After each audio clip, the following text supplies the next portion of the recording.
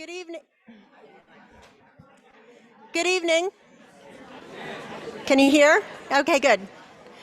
So we're gonna start our test vote. So if everybody could come in, get their clicker. We already have some folks that are online, and we are going to begin our test vote. So if you could sit down, get your clicker ready. And we are going to, Craig, can we, yeah,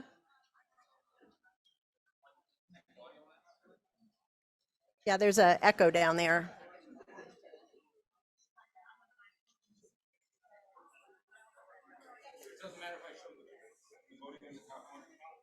No, I think I would just put the grid up so folks can see it.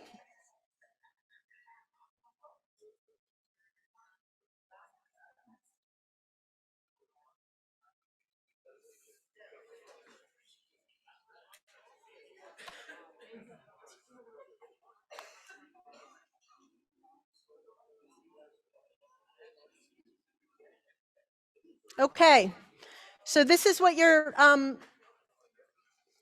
Craig, I don't think that's correct because it's everybody's red on that. They're not on. They need to refresh their browser. Okay. Okay. Okay. So we're going to do a test vote a little differently this time.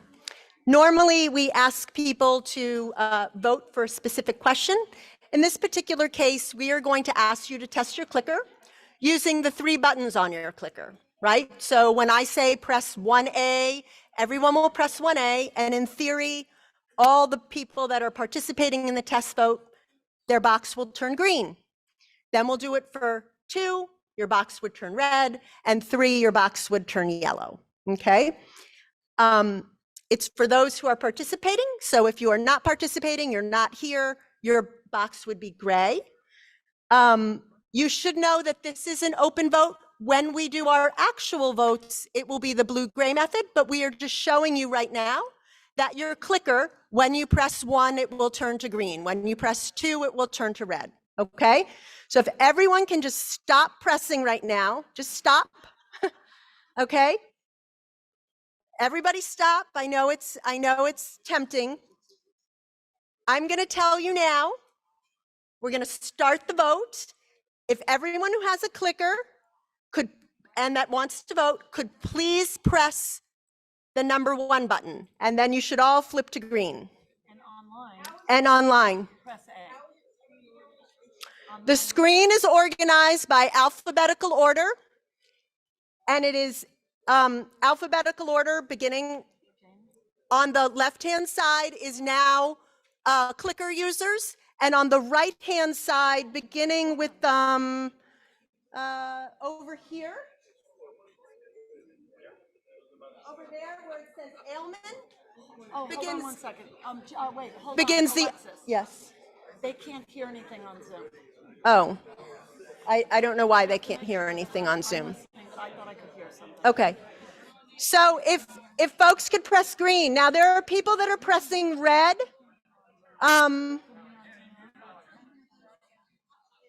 Okay, so Brooks Harris, Jill Capoballo, you should be pressing a green button, not a yellow button. Somebody, David Oliver, you are pressing red. I can't see all the way over there, but please. Okay.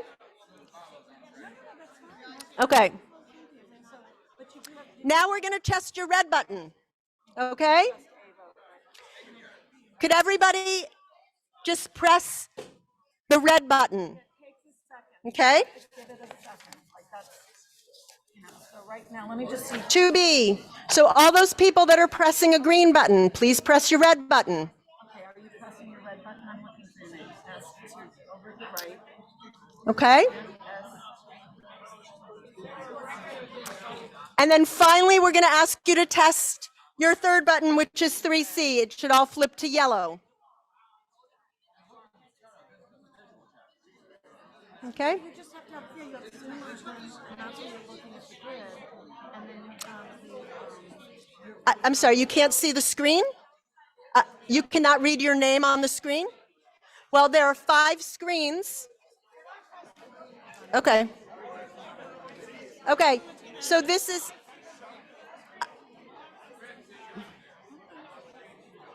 okay? Okay. We're going to close the test vote now so that other members can join. But it looks like everybody who's wanted to press the 3 buttons has been successfully able to test their 3 buttons, okay? We're gonna close the test vote so that we can let more people into the session. Thank you.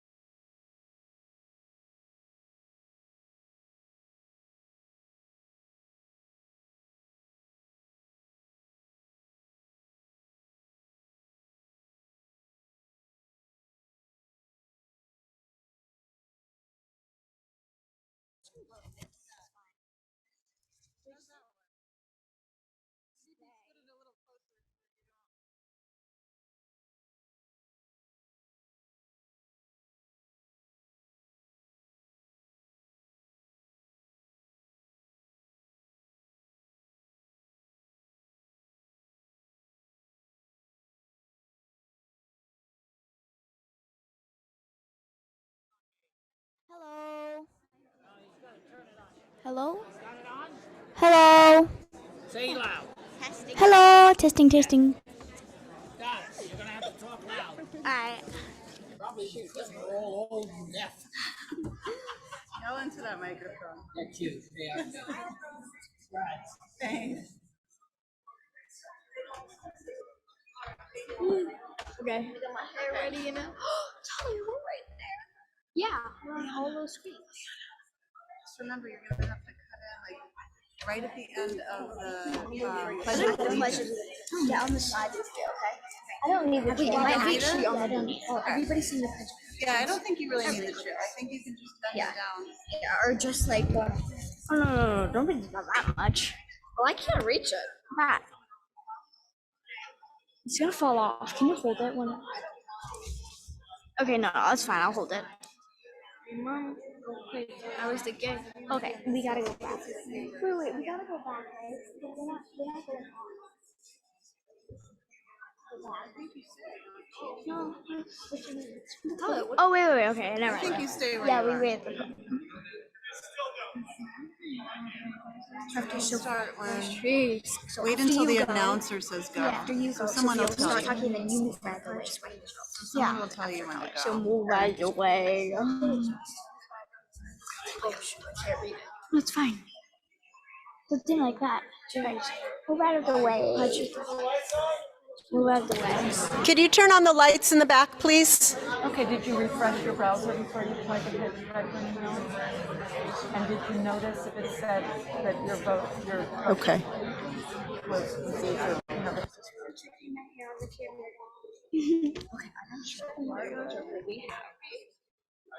Totally, I thought you were reading this whole thing, and then I was reading that. I have the most complicated word. What? Yeah, that's what she said. Yeah, she said like if you Whose turn it is has room to be near the microphone so you can be heard, okay?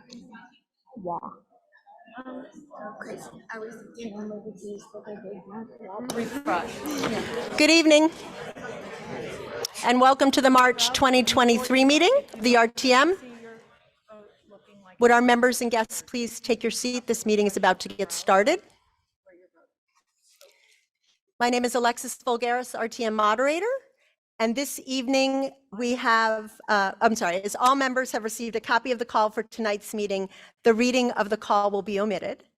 And this evening we have a very, very, very special group of young ladies who will be leading us in the pledge. We have representatives from several Girl Scout troops who will be leading us in the pledge this evening. Do you also have your color guard here this evening, or are you just doing the pledge? Oh, okay. Do you want to activate them so that they can come down? Good evening, my name is Talia Nobe.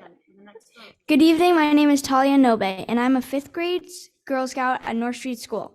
On March 12, 1912, Juliet Gordon Lowe registered the first Girl Scout in Savannah, Georgia. In honor of this important date, Girl Scouts of Connecticut, Town of Greenwich, and will perform tonight's color guard. Color guard, prepare to present the colors. Audience, please rise. Color guard, advance.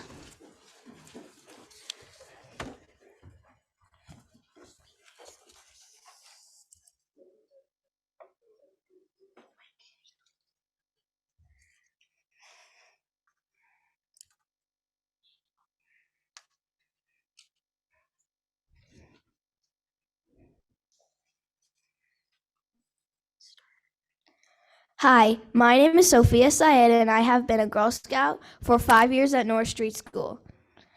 Will you please join me in saying the Pledge of Allegiance? I pledge allegiance to the flag of the United States of America and to the republic for which it stands, one nation, under God, indivisible, and liberty and justice for all. Hi, my name is Ileana Roscoe. I'm a 5th grade Girl Scout at North Street School. I can't wait to attend Central Middle School next year. Girl Scouts unleash the go-getter, innovator, risk-taker, leader in every girl, preparing us for a lifetime of leadership. Girl-led, volunteer-supported, Girl Scouts help girls discover our strengths and change the world. And if you are looking for Girl Scout cookies, the cookies arrive April 1st. Have a great meeting. Color guard dismissed. Audience, you may be seated. Okay. Oh, wait. Audience, you may be seated. Thank you very much.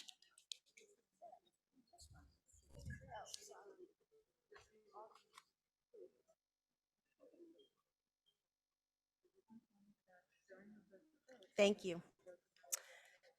I really wish they had brought cookies this evening. That would have been very helpful, I think. Yeah, they would have sold out. As all members have received a copy of the minutes from the January 2023 meeting, the reading of those minutes will be omitted. Are there any changes to the minutes from our January meeting? Hearing none and absent objection, the minutes from the January meeting stand adopted by unanimous consent. We do have 2 changes to make, or 2 corrections to make to the December 12th, 2022 minutes. Those were sent out to everyone in the call packet. There were 2 votes that were properly announced at the meeting. However, the tallies listed were incorrect. I think we had cut and paste from a previous vote from October or something. That sheet was sent around to anyone. Are there any objections to making those 2 corrections to the minutes from December? Hearing none and absent objection, those minutes as amended stand adopted by unanimous consent. We do have 2 announcements this evening. Jude Collins has something to offer us. On behalf of the Greenwich Hibernian Association, I'd like to invite all our TM members to march in the St. Patrick's Day Parade to be held down the avenue. That is this Sunday at 2 o'clock. So if you like to march as a group, we can all get together. You could, everybody will be massing in front of Town Hall at 1:30 p.m. on Sunday. Today we have a bit of Irish weather, but I am sure we'll have beautiful weather on Sunday. So please turn out. Thank you. Thank you, Mr. Collins. Our next announcement is being offered by Richard Newman, who is one of the fire department liaisons. I was going to say, Jude, people can also stand on the side and applaud if you'd like. You don't have to march. So Town Services is very concerned about proposed cuts to the fire department budget. As liaisons to the fire department, Hillary Haroche, District 10, and I, along with your committee, thought you should be aware. Hillary has done an extensive research of our aging fire department fleet. The costs of maintaining the time of service, along with time to repair, increases dramatically with an aging fleet. We will be sending a summary of that report out. Town Services is alarmed that the BET Budget Committee will cut the request for a new pumper. The chief of the fire department, along with the director of fleet, the fire commissioner, have all stressed the need to replace these old trucks.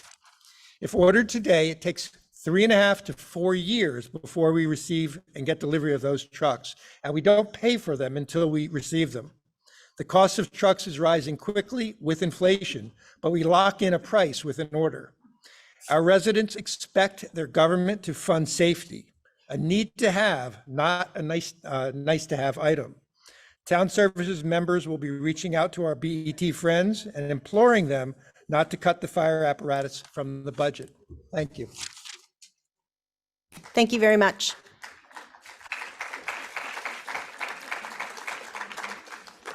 Okay, so I think that there's a lot of interest in this meeting, and our technical team is very committed to making sure that your voting experience goes well.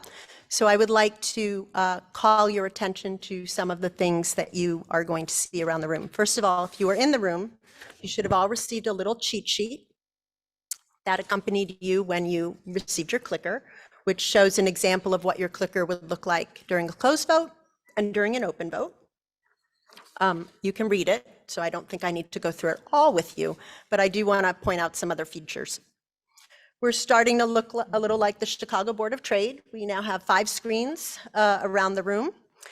We've modified the settings on the voting grid to make the names larger and easier to read. And we've changed the illumination on this screen, although I don't know if because people felt that it was too dark, it might cancel out what we've done. But we have, when the grid comes up, it should be clearer for you. And certainly avail yourself of the 4 additional screens throughout the room.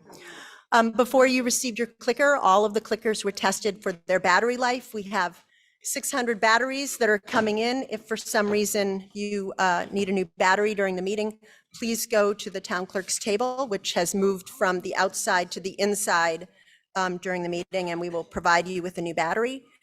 As you may have seen when we conducted the test vote, the voting grid is now alphabetical in order. It doesn't go by district anymore. So it will be alphabetical by last name.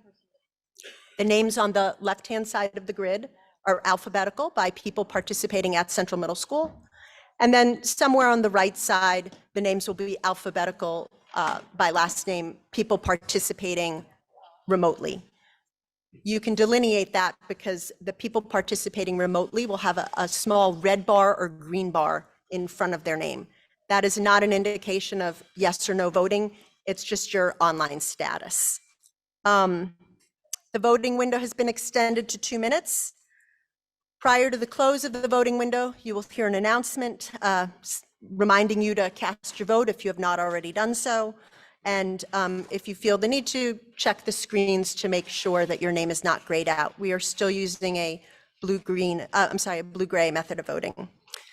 If you have a problem with your clicker in the room and you believe you cannot vote during the open window, you are to raise the point of information, and that has to be during the open window, and you will be addressed and you will be acknowledged, and you can state whatever your point of information is. And if it can't be resolved in that 2-minute window, we will keep the window open for you until it can be resolved. For those members participating online, in your sheet where you received your new 7 or 6-digit unique code, there's a phone number that you may call, as well as a email. Jenny is very busy. She's been on the phone helping people with that. So they also, no, I was saying they they have found you. The people have found you on with your online support. So if you have a question and you're online, please call that phone number. It will be open while the meeting is running, and we will attempt to help you as best we can. Lastly, this is not a high-frequency trading operation. There is no prize for being the first person to cast a vote. You have 2 minutes. While the window is open, take your time, make sure that your clicker has 1, 2, or 3 when it's an open window. You may press your clicker as many times as you want during that open window. Only your last vote will count. You may walk up during that window and check to see that the screen, your name is not grayed out. And as has been the practice for the last several years while we are in hybrid, if you're a remote participant and you have some point of information or point of order that is unrelated to voting, you want something, please reach out to your district chair or someone else in the district who's here this evening. I believe that district chairs who are not here are being promoted to the panel. So you can always reach out to them that way. And hopefully with those improvements, this will be an easier and more pleasant experience for all of us, okay? That brings us to the call for tonight's meeting. I notified the membership that I would recommend the following organization of our agenda based on the reports received. Consent items 3 and 5, combined items 1 and 4 for the purposes of postponing, and taking up separately item 2, 6, 7, 8, 9, 10, and 11. Pursuant to our rules, I will designate items 3 and 5 to our consent calendar, and if those items remain on our consent calendar, we will have no committee reports, and all you are going to hear is what I'm about to say. Item number 3 is the appointment of Stephen Bishop to be appointed a regular member of the Historic District Commission for a term expiring October 31st, 2027. And item 5 is the nomination of Patty Roberts to be a regular member of the Board of Human Services for a term expiring June 30th, 2026. Are there any objections to the designations of those items to the consent calendar? Okay, Craig, will you please prepare the vote for the consent calendar items?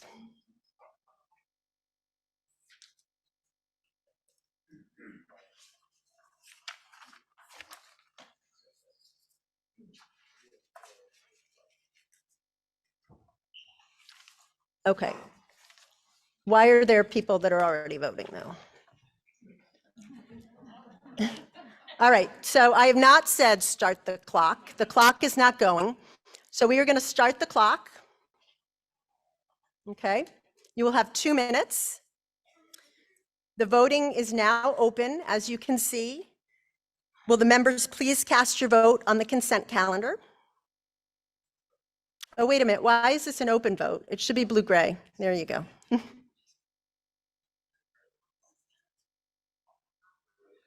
Okay.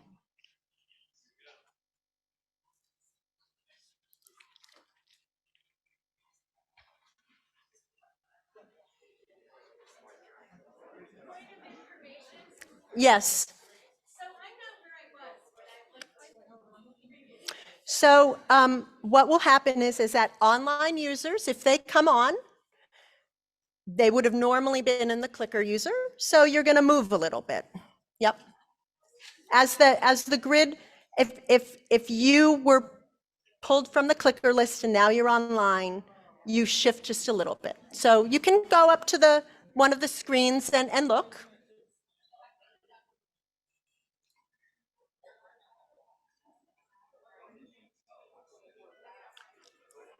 Wilma Nasinovich, do you have a point of information, please?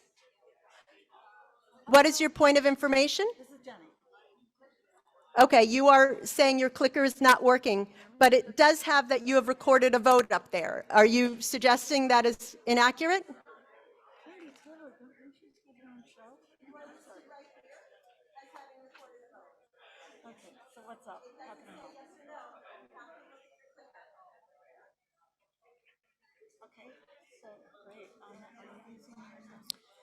The window will be closing in about 10 seconds. If everyone who would like to cast their vote. Peggy Heppelman, you have not found yourself.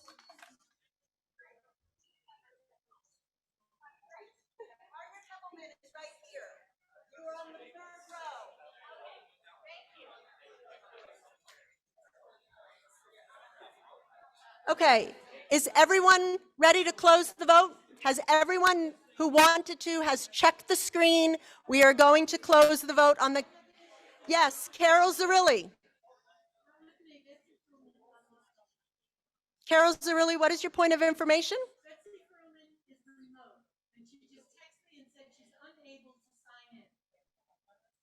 Betsy Fruman is remote and she is unable to sign in. We will hold the vote open until Ms. Fruman can sign in. Point of information, Anthony Moore. We will work with Kathy Steele to wait until she can sign in.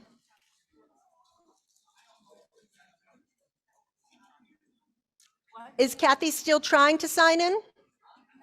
We have a report that Kathy Steele is not presently trying to sign in at this time.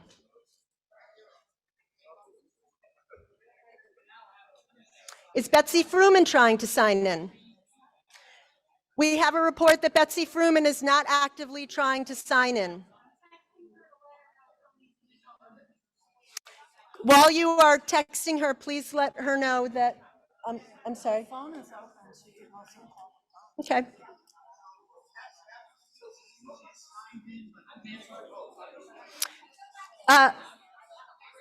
Kathy Steele is saying she is signed in.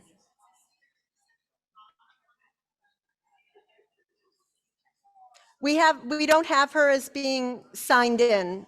She has a red bar next to her name. Just to refresh her browser. So if she could refresh her browser, perhaps, that might help. Ms. Gladstone, what is your motion? We don't have that provision right now. There's not a systemic-wide failure. We would invoke that provision if there were a systemic-wide failure.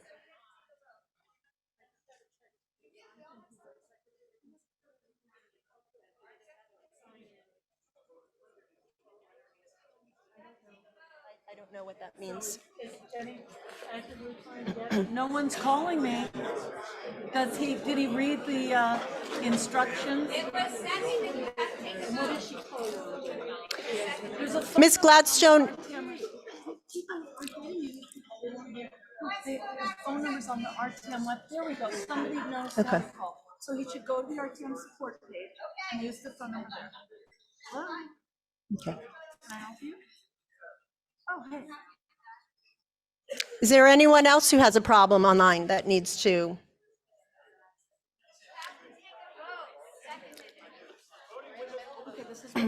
The voting window is open, Ms. Gladstone. We are waiting for people who have explained that they have a problem to accommodate them. Okay?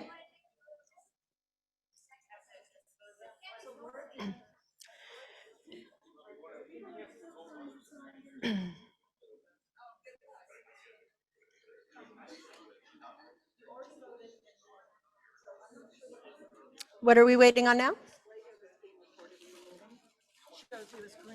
So we don't, our technical report is that there is currently no one who is a grayed out that is waiting to be let in, or who is waiting in the waiting room at all. Who has a point of information? I can't see. Oh, yes. And it was recorded. So would you like us to, we could stop. Okay. Is that Kathy Steele? No, this is Laura Darren, who I'm trying to. Okay. explain where she Is does- Kathy Steele able to dial in? And we would put her on speaker and she could explain to the body what the issue is. And you did vote. She's just voted. Okay. Is there anyone else who is having problem voting? Or can we close the vote? Have we received any more reports? Kathy Steele seems to have been resolved. Yes, Frederick Lee.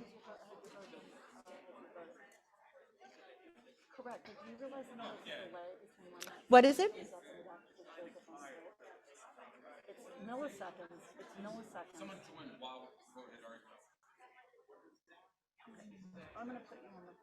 Okay. I don't know what that means.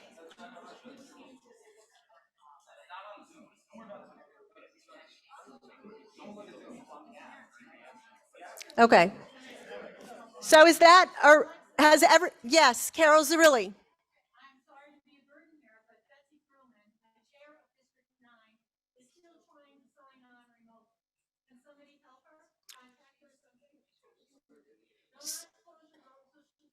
I haven't closed the vote. The vote is open and we are still waiting for Ms. Fruman to join us.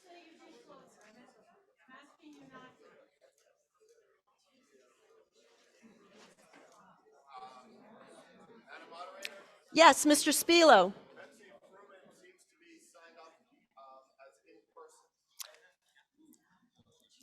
Yes, so Ms. Fruman can't be removed from the in-person roster until she signs up as a online participant. So if Ms. Fruman could, I don't know where she is in her process of joining.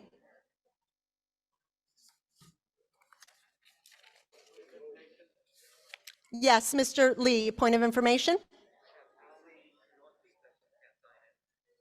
Again, I'm not sure where Ms. Giorgi is in the sign-in process, but she should go to cloudvote.com, right?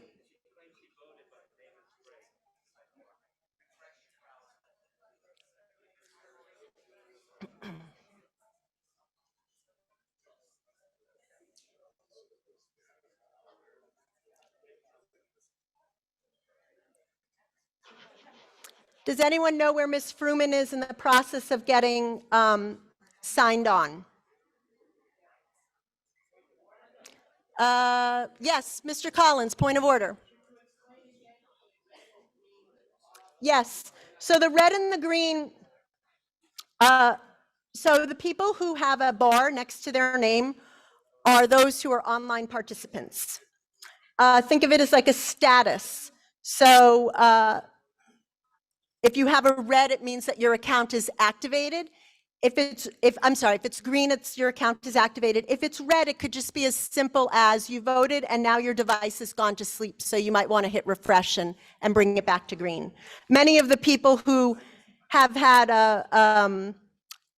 voted, you can see that they've just gone to red. Their device has probably just gone to sleep at this point. And so they want to hit refresh and come back. So Matt Deschamps is fiddling around with it, Jim O'Brien, Ali Giorgi, you can see them, John Merrill, things like that.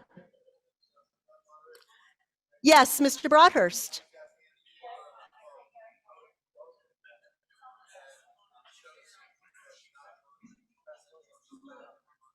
Right, so I believe that Andy Taylor needs to register as an online participant.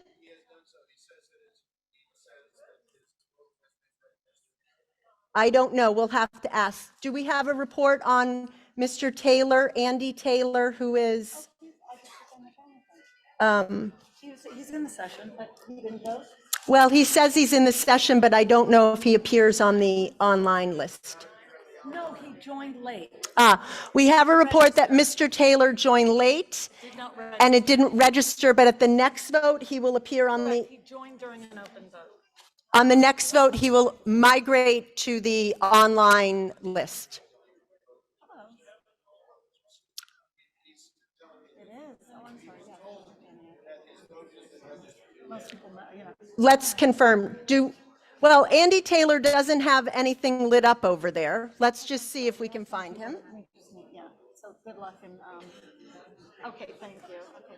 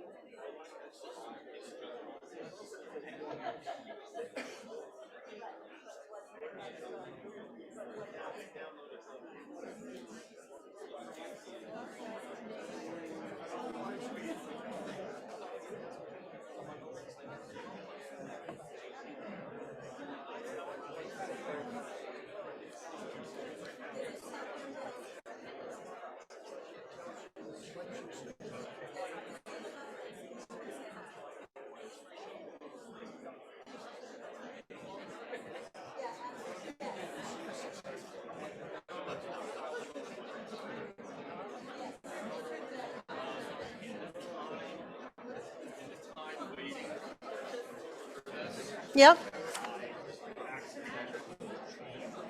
Yep, so you can press it again. Sure, sure. Okay, good idea. Okay, okay. Okay.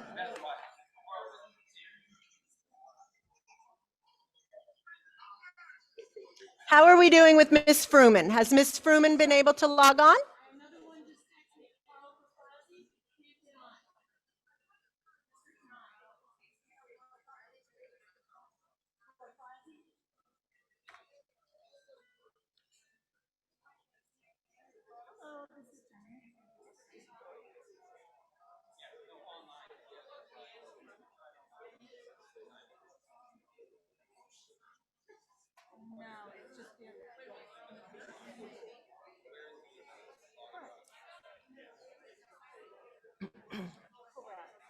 And honestly, hopefully you vote and you know what your vote is.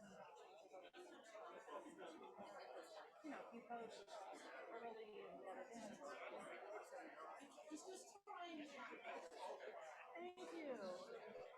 Do we have an update on where Miss Fruman is in the process of getting online? And apparently someone else from District 9, Grafasi maybe?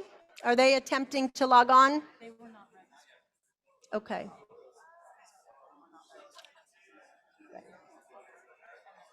Yep.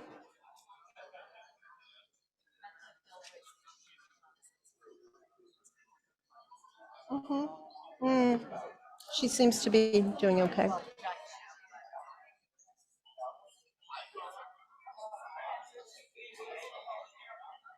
Any updates?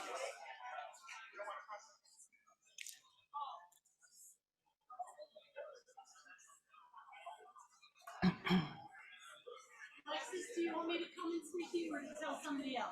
What is your question, Ms. Cirilli?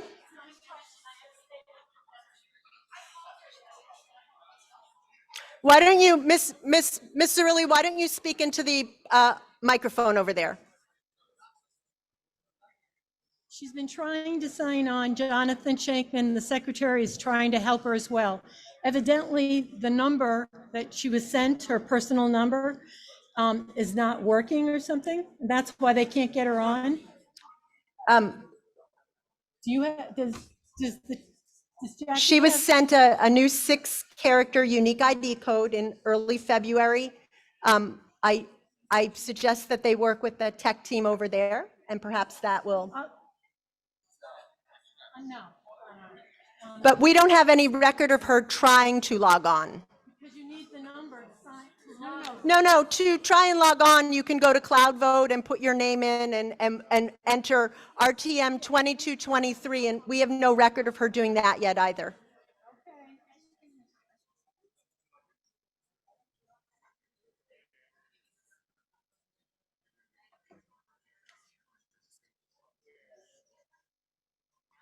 Yes.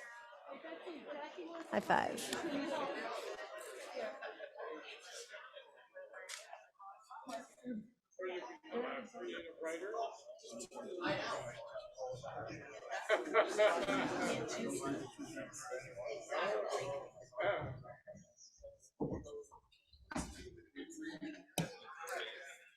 So how are we with Miss Fruman, bringing her in? Can you just ask the people who raised their hand in Zoom to call the support number? And if you want, you can give it out. Yep. Hand me the number. If it's a question about. Okay. If it's a question about voting or your application, I'm going to give you the Zoom helpline or the tech support helpline number for our friends on the on remote. That number is 203 992-8383. And if you call that number, you'll be able to get some technical support. Hey, Valerie. This is Jenny.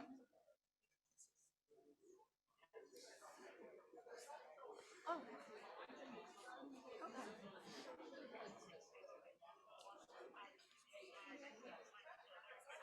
You mean the Zoom? You can't find the Zoom meeting? Okay, here's what I'm gonna do. I'm just gonna send you an email. I'm sorry, what's your question? If you could come to the podium, I can't hear you. What is your email address? Well, a question was asked, which is how long we were going to wait.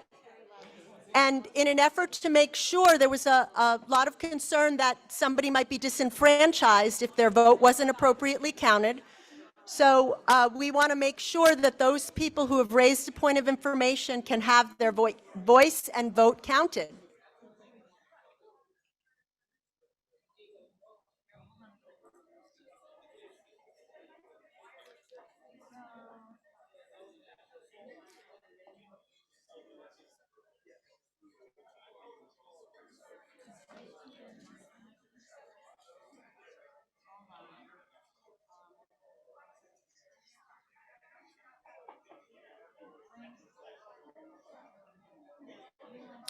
Have we got any updates on how Ms. Fruman is doing? I believe the town clerk is now speaking with her directly. Okay.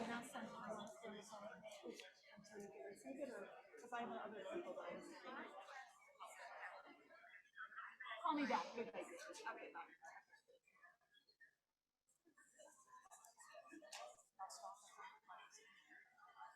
Okay.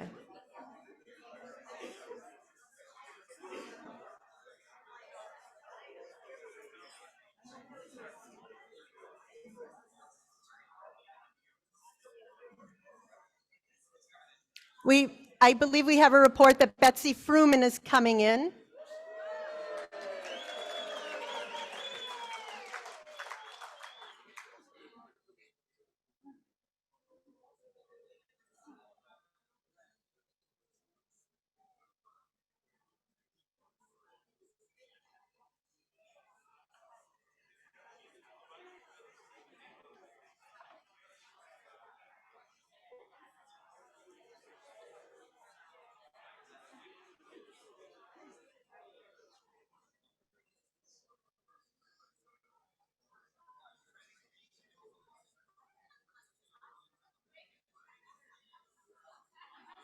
Have we brought Ms. Fruman in yet? Is Ms. Fruman in? Okay. We have brought Betsy Fruman in. Is there anyone else that is waiting to get in? I believe she was the last person that we were waiting on, but before we close the vote, I just want to ask, is anyone else trying to bring anyone else in? Is anyone aware of somebody who has not been let in that needs to come in? Okay. The next thing that I want to remind people is that took 18 minutes and 18 seconds. You may have changed something on your clicker. So if everyone could just please look at your clicker and verify that the vote you have clicked is the correct vote. However you have voted, it is the correct vote. Okay?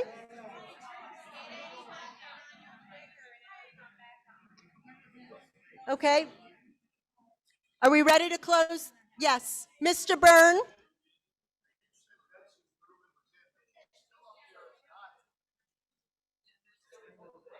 So our understanding is that when she's been brought in from the online participant, because she did, the in-person participant, because she did not pre-register, they have brought her in. She has received a confirmation, correct, on her digital device that says she has voted. When we close this screen, and I believe at the next vote, I'm being told, she will be repopulated on the online participation form. Is that correct? Correct. All right, I'm getting that as correct. And we have confirmation that Ms. Fruman has voted on her digital device. Is that correct, if anyone's there? Okay. Ms. Volkwine, did you have a point of information? So you need to press it again. Please turn on your clicker. Press whatever your selection is. And do you see a 1, 2, or a 3? Okay. Is there anything else before we close this vote? Okay? Ready to close the vote? We are going to close the vote.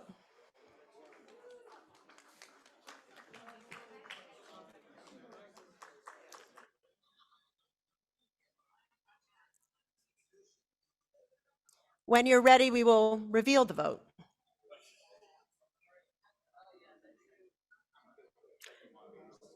Craig, may you please, oh, I have to walk over there and get that piece of paper that says the vote.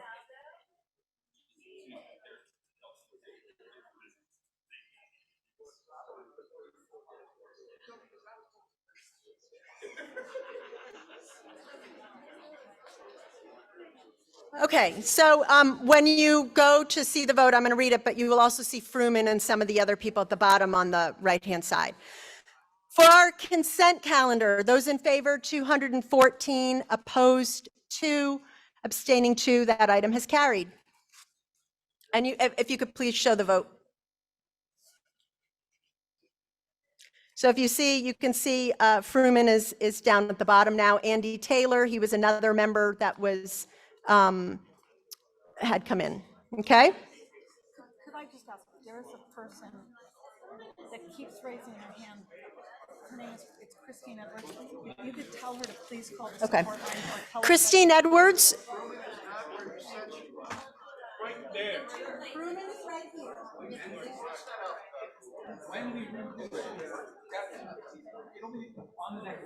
Please call the Okay. support line. And we do have Christine Edwards or Larson, I don't know if you could please call the support line at 203-992-8383. Tech support is willing to assist you, okay? Okay, okay, that was our consent calendar, okay?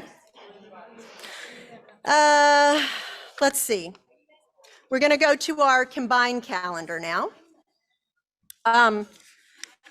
In order to combine items, we need a motion to suspend the rules. Is there a motion to suspend the rules to combine for voting purposes items 1 and 4? Okay. It has been moved and seconded to combine the rules for voting purposes. The motion to suspend the rules is not debatable and requires a 2/3 majority to pass. Is there any objection to suspending the rules to combine for voting purposes items 1 and 4? Okay. We are going to do a record vote for this. Craig, Craig is saying no. The what? He's removing all the people Oh. who joined without registering. Okay, so we are now removing the people who have joined the meeting on the online, is that correct, Craig? Who did not pre-register. Is that correct? Pre-register, they're being removed from the clicker distribution list, is that? Yeah. So it will take a minute.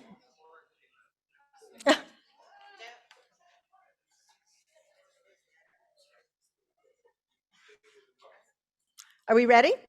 Okay. So Craig, could you please prepare the voting window? And this is for a motion to suspend the rules to combine for voting purposes items 1 and 4.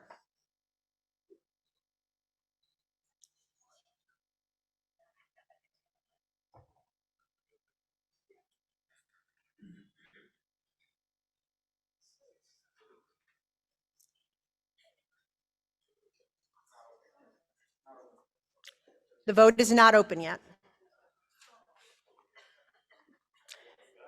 The vote, okay. The vote is now open. You may make your selection. You'll have 2 minutes in the voting window.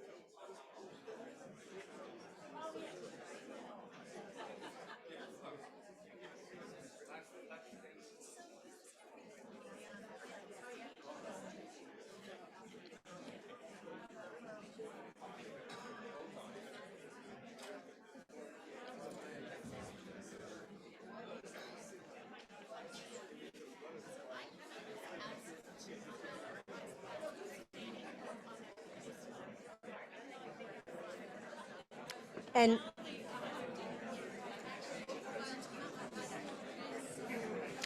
why don't you go to the, so have you voted correctly? Okay. Okay, well, my guess is that you have indicated to them how you would like to vote, correct? They are holding your clicker with that vote, correct?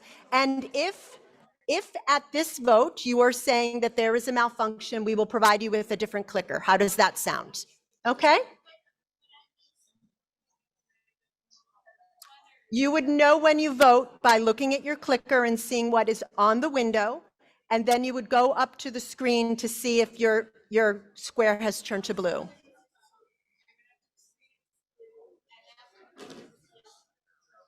I don't know if during that 18-minute window you perhaps pressed a different thing. I don't know, but that's why you will have an opportunity to check with, you've presented your clicker to them, correct?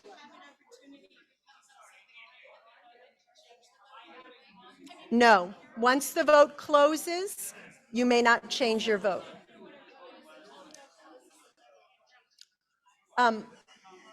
Hang on for a minute. Has everyone voted who would like to cast a vote? Has everyone voted who would like to cast a vote? There are still some people who have not voted. I'm going to give you a few more seconds if everyone wants to make sure that they have cast their vote. Mr. Byrne.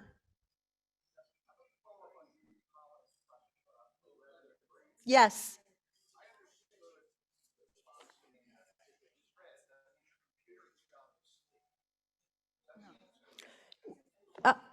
Would one of our technical people like to answer?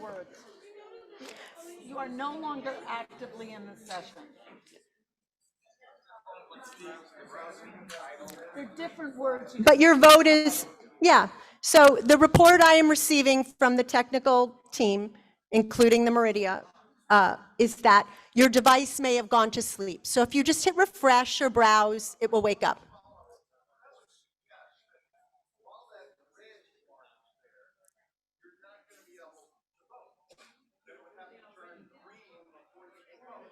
Again. Would someone like to answer that question for us? Okay, I'm going to let Jenny Larkin. Wait. I'm going to let Jenny Larkin. Can you go down there and answer the question?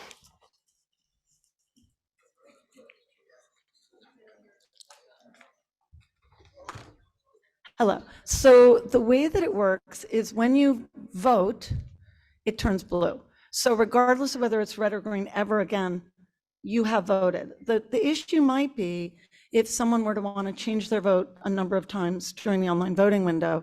So you would want to make sure, which is, we did a lot of trainings. We offered numerous trainings the last week that a lot of great people showed up and we learned all about this stuff.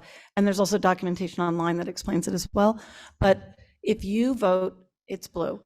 If you want to change your vote, I've told everyone, every time you want to change your vote, you should click you should refresh your browser just to make sure you're in an active session. And because you can see this, I would, if you still see it red, refresh your browser, it'll turn green. That's when you should change your vote. We've also told people things like, if you hit the same button twice, A, B, or C, it actually goes gray. So they also have to do two other visual indicators that they've voted. They have to see that the button is blue, A, B, or C. There's also a brief message that comes up when they have voted that says something to the effect of your vote has been registered. And so that is confirmation that the signal has been transmitted to the cloud. But as I said, if Ed Didakis, if he refreshes his browser now, that'll turn green. This is why this is a great visual representation of whether it depends on their device. It's device dependent. So if you have a device that's you're trying to save battery. Yes. Because they voted and unvoted. But it never turned green. So I don't really care, except if you tell us that green and red mean something, So Peter, you're going to have to, Mean what you say. okay, then Peter will explain it. Setting the computer is asleep, which would suggest you cannot vote. Okay, I'm going to let Peter.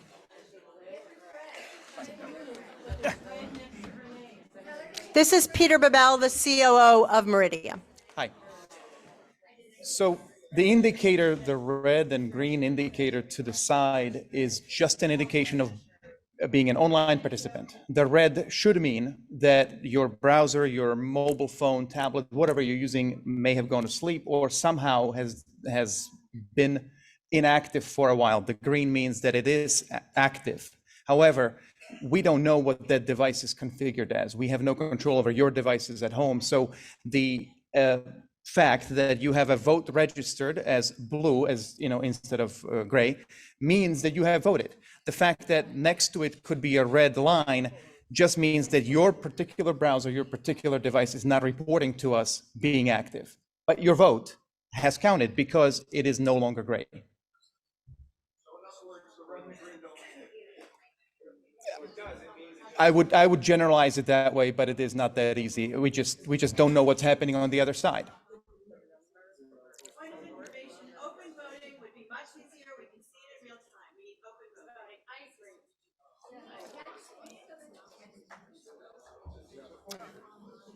Yes, point of, Mr. Lewis. How did the brown disappear when the timer, expired 5 minutes ago? How did the brown? The brown name on the, Because while the timer has expired, the vote is still open. I have not closed the vote yet. So the timer, as you can see it, the timer is the 2-minute timer, right? Which is the period we've set. But because we are trying to make sure that everyone has an opportunity to vote. I'm sorry, what, Mr. Lewis? Says timer expired, may still be open? The timer is set for 2 minutes, correct? But because we are trying to make sure that everyone has an opportunity to vote, I have not closed the vote. When the vote closes, then you would not be able to vote, okay? We are trying as best we can to make sure that everyone who has indicated that they are having a challenge or an issue has an opportunity to vote. Okay? Is there anyone else that has any questions before we close this vote? Is everyone okay? Are there any questions? I can't see if anyone, okay. I'm sorry, someone has a question? Oh, yes. I'm sorry, could you come, Miss? We can't see or hear you. If you could come to the podium, that would be great.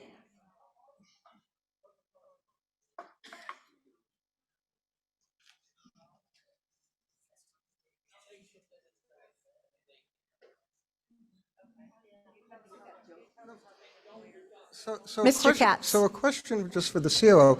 If the indicators aren't, reliable, right, which is basically what you've just acknowledged, then one, why do we have them? And two, how do we know what other effects those indicators could have on the user side?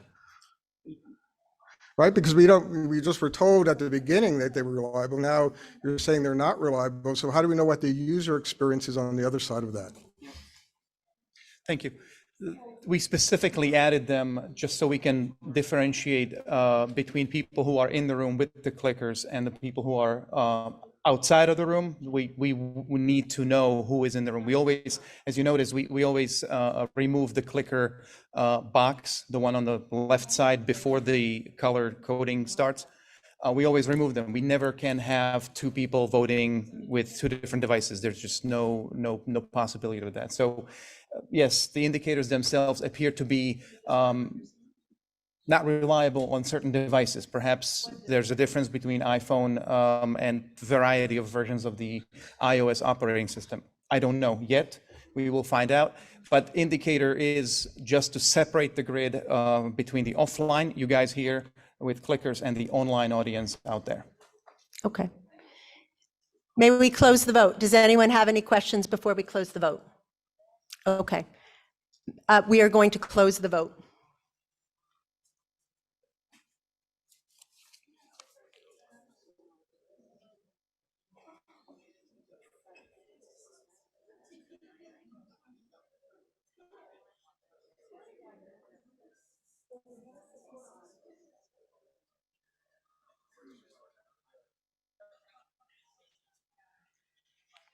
The vote on the motion to suspend the rules to combine for voting purposes was 215 in favor, 3 opposed, with 1 abstention. Craig, could you show that vote, please?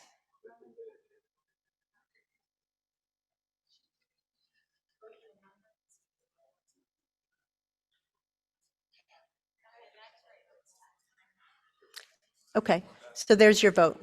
Okay. I believe that brings us to combined calendar item number 1. Mr. Bob McKnight, Chairman of our Appointments Committee.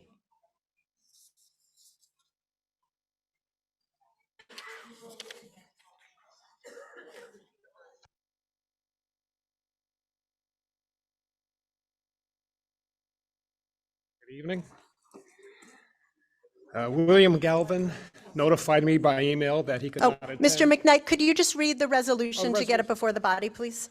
Okay, resolved that the following named person nominated by the Board of Selectmen be appointed a regular member of the Inland Wetlands and Watercourses Agency, R5, for a term expiring October 31st, 2026. Thank you. That motion, okay, and you want to make your motion at this point, too? Yes, I was. Oh, I'm sorry. I've been so lost that now I can't. Mayor, member, please move the adoption of item number 1. So moved. It does not require a second because it's coming from a committee. Item number 1 is now before us, and you want to do what with it? As I said, Mr. Galvin notified me that he could not attend our meeting either in person or in Zoom. So at this time, I offer a motion to postpone Mr. Galvin until our April meeting. Okay, great. Anyone want to debate that? No. Mr. Berg, I'm now going to recognize you for item number 4. If you could read that appointment for us, please. Evening, everybody. Resolved that the following named person nominated by the Board of Selectmen be appointed a regular member of the Harbor Management Commission, R6, for a term expiring March 31, 2026, Bernard Armstrong. Thank you. That motion being offered on behalf of, I'm sorry. Is there a second? I'm jumping. Thank you. That is now before us. It's been moved and seconded. And you also have a motion for us. So Mr. Armstrong was unable to attend the Land Use Committee meeting last Monday. The Land Use Committee voted to postpone Mr. Armstrong until next month. That was adopted by unanimous consent. Great. Any debate on that postponement? Okay. Craig, could you please prepare the voting window on the combined calendar items?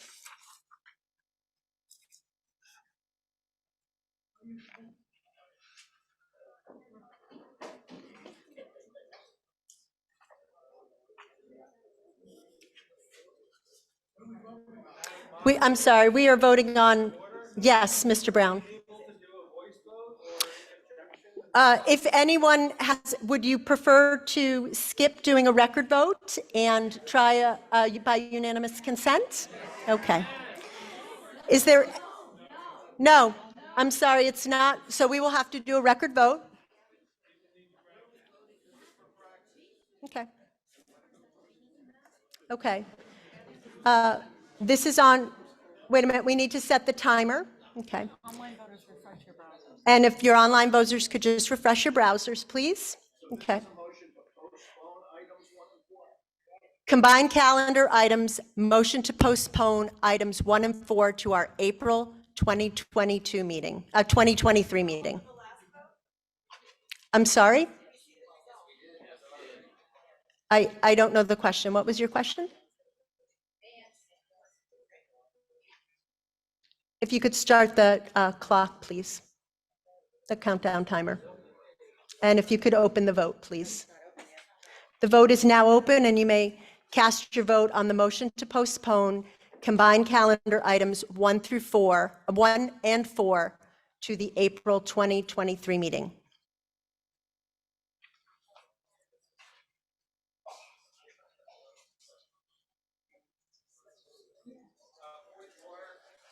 Yes, I can't.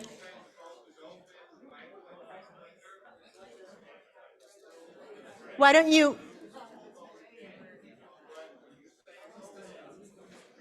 I can't hear you. You need to come. I can't hear what you're saying. If you could come to the podium, please, that would be helpful.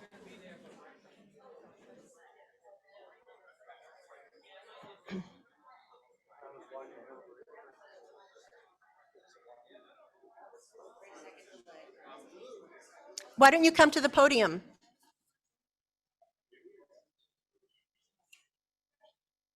So what was your concern, sir?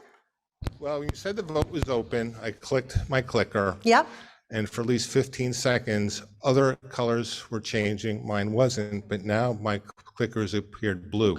Just please be certain that when you say the vote is open, because I thought the vote was. I will also give you. Hang on, I'm speaking. Please be patient. Okay. I will give everyone a prompt before the vote closes to Just make remind. certain it's open. Thank you very much. So you have about 25 seconds left. Please make sure that whatever your selection is, if you're intending to vote, that you have cast your vote. There's still a few. And A. Carroll keeps unvoting. Yep. So for those people who are gray, please make sure that that is your intention. Okay. I'm about to close the vote. Is there anyone who has not voted that is concerned about their vote right now? Okay. I'm going to close the vote. The vote is now closed.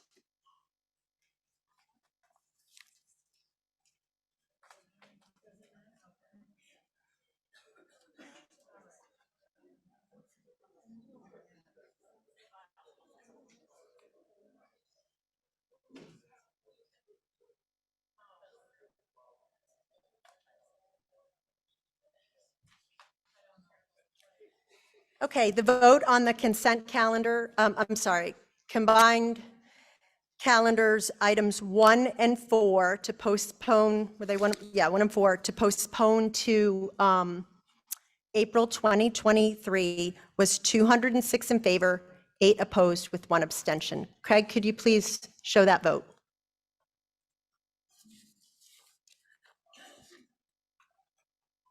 Okay. Okay, that now brings us to our separate calendar. I believe Susan Fahey, you have a motion that you intend to offer? Okay, can you come up to the podium, please, and offer your motion?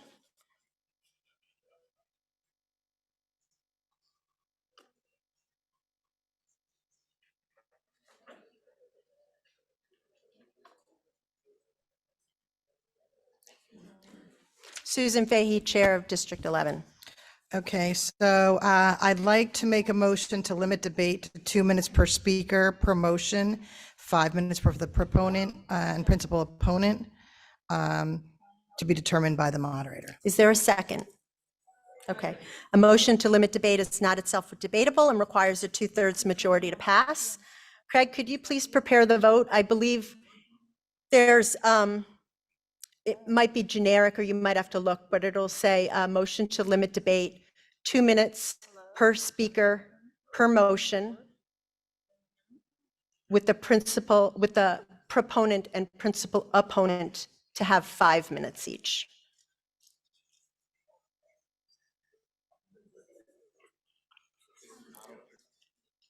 I'm sorry.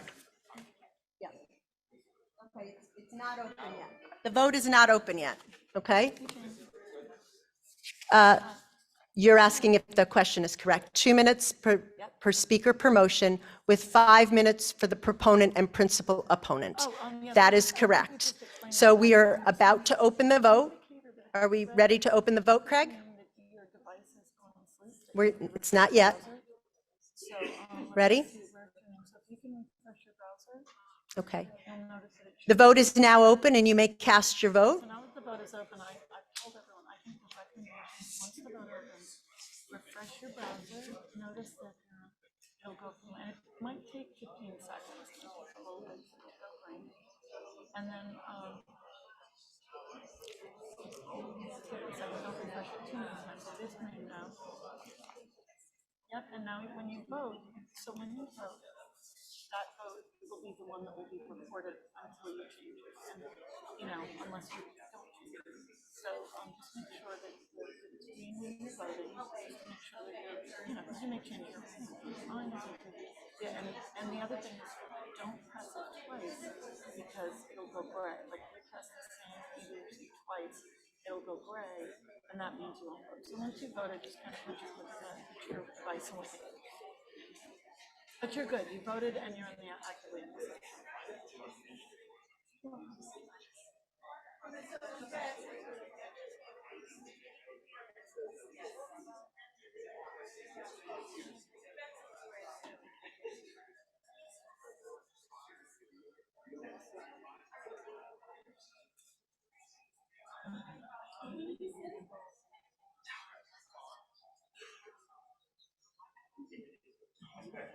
You have about 30 seconds before the vote is closing. For the people who are in the room who have not elected to vote, please make sure that is your intention.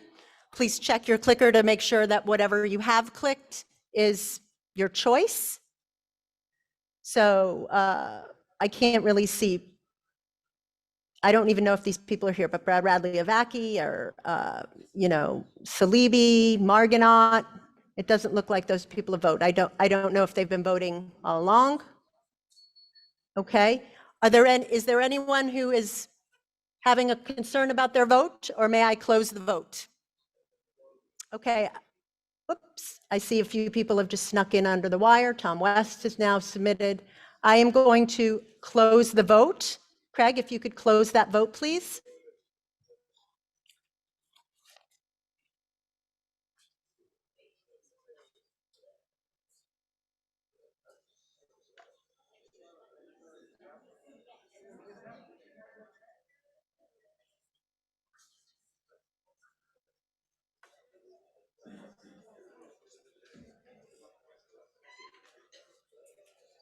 Okay, the Fahey motion to limit debate, those in favor, 191, opposed 24, abstaining 3. That motion is carried. I believe Scott Kalb has a motion to offer us next. Oh, I'm sorry, and we have to show the vote. I'm sorry about that. You may still go up to the podium. There you go.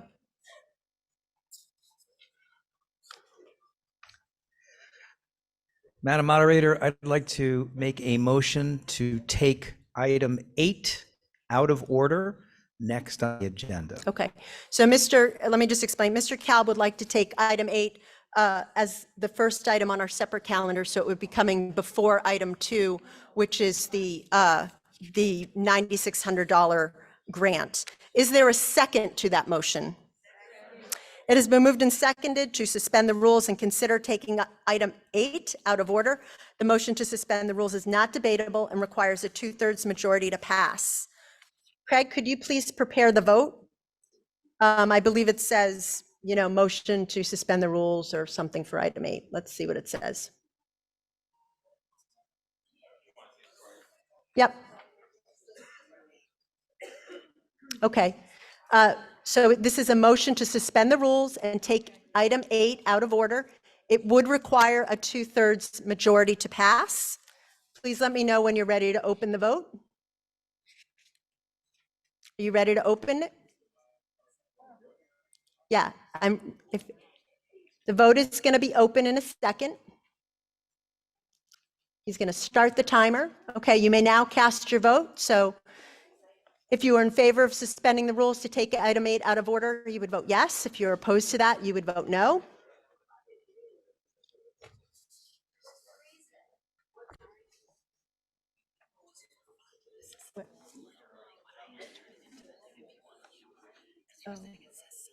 Oh, do you want me to look at this?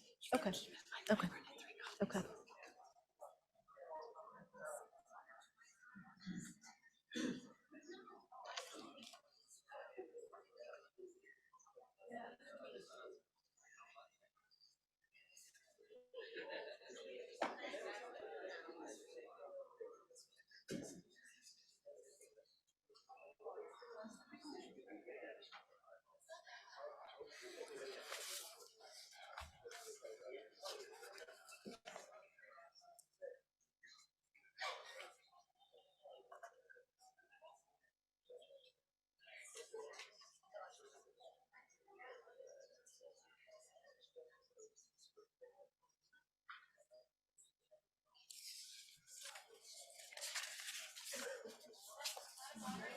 Yes?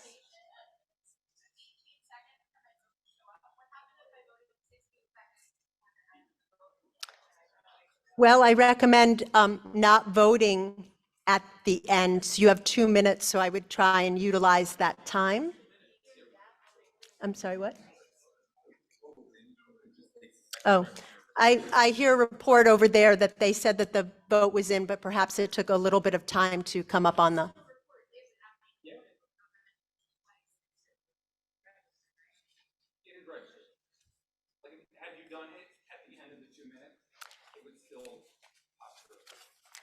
So before I close the window, has everyone voted that would like to vote? Is there anyone outstanding out there? There are a few. Okay. Apparently not. I don't hear anybody in the room that says they have not voted yet and they haven't seen their name as gray and they intend to vote. So I'm going to close the vote.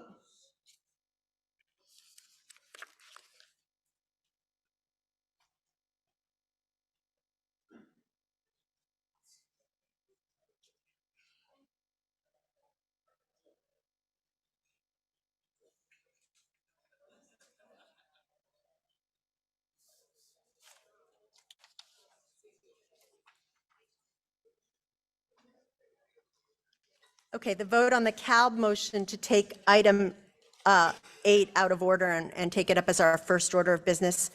Those in favor, 145 in favor, 67 opposed with 4 abstention. That motion has carried. So we will begin with item 8. Craig, could you please show the vote? There you go. Okay, item 8, the main event. Okay. We are going to start with item 8. That will be our first. I'm sorry, you would like to see? Yes.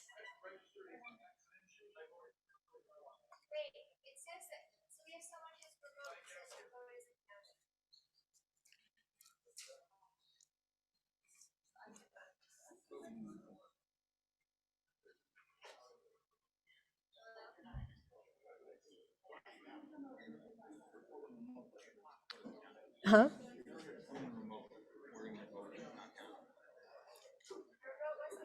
Could you please tell me who is voting remotely that said their vote has not been counted?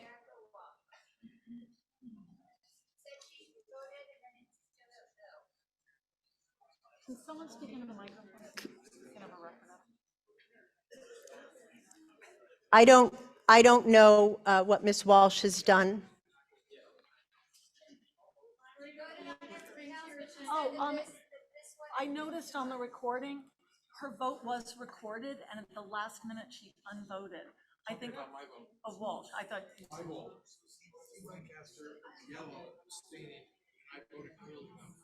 Okay, I don't know. Okay. Okay. Yes, Ms. Cirilli.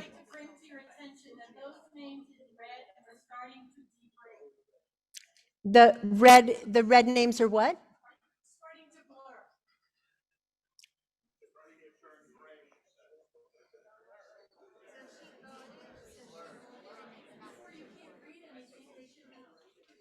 Okay.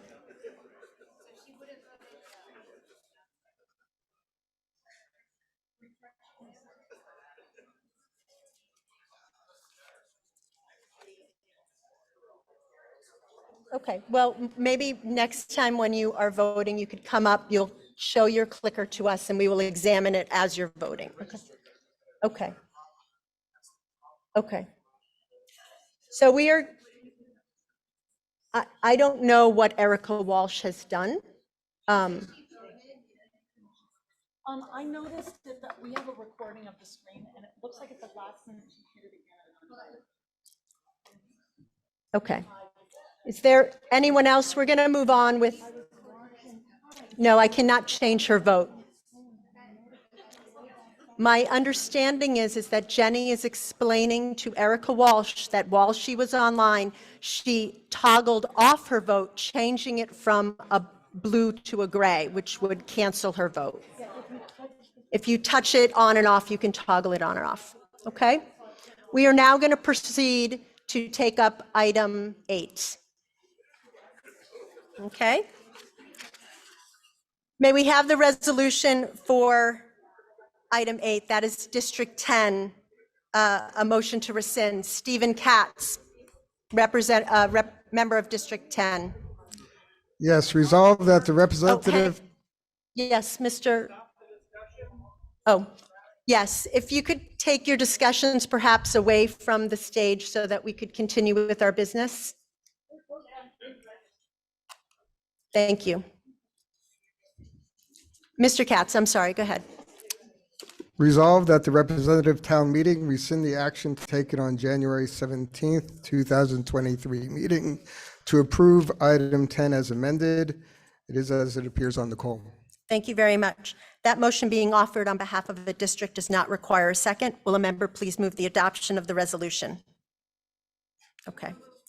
May we have the reports from the committees and districts that considered this resolution? Mr. Katz, would you like to go first and offer the District 10 committee report since it's coming out of your district? Sure.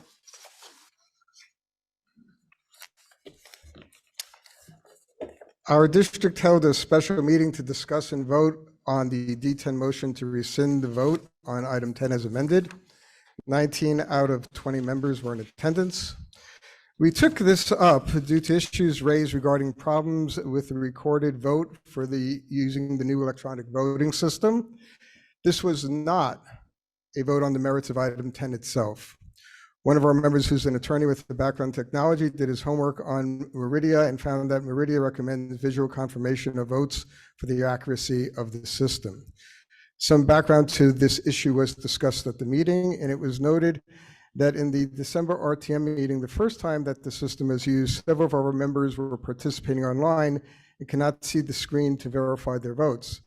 The chair of District 10 raised this issue at the meeting to the town clerk and IT personnel, and several members of District 10 sent her screenshots of the live screen, which was still blurry, but she assumed that it would be better in January. At the January 17th meeting, it was noted that several RTM members, including the chair of District 10, spoke to the moderator, town clerk, and IT personnel, that names on the voting display were not readable at the beginning of the meeting and prior to when the vote on item 10 was taken, and that several names were registered on the screen multiple times. It was discussed that part of the problem is that the 1-minute voting period was insufficient for voting and verifying your vote, especially for online remote users. Prior to electronic voting, the RTM used a 5-minute voting period and did not experience voting problems. There was also a discussion about a 4-second window from when the moderator announces the vote is open to when you can actually register your vote. So if you vote during that time, your clicker may show a vote, but the vote did not register. It was noted that several RTM members at the January meeting appealed to the moderator, town clerk, and IT personnel that their vote on item 10 was not recorded properly by the electronic voting system, and they were unable to verify their voting status during the process, and that several members also sent in affidavits to the town documenting the problem. There was discussion that item 10 as amended at the January meeting was the first time a vote was so close that members double-checked to see if their votes were properly recorded. Members expressed concern that when the RTM members are unable or hindered from voting, it should be of great concern to everyone, as people felt that we represent ourselves and our constituents, so voting integrity must be our highest priority. Our district had broad-based support to rescind and voted 16-1 with one absent. One member who voted in favor of item 10 joined the vote to rescind due to the issues discussed. 2 voted against the item due to not wanting to set a precedent with revoting. Thank you. Who's going next? We have Mr. Bergweger for Chair of Legislative and Rules Committee.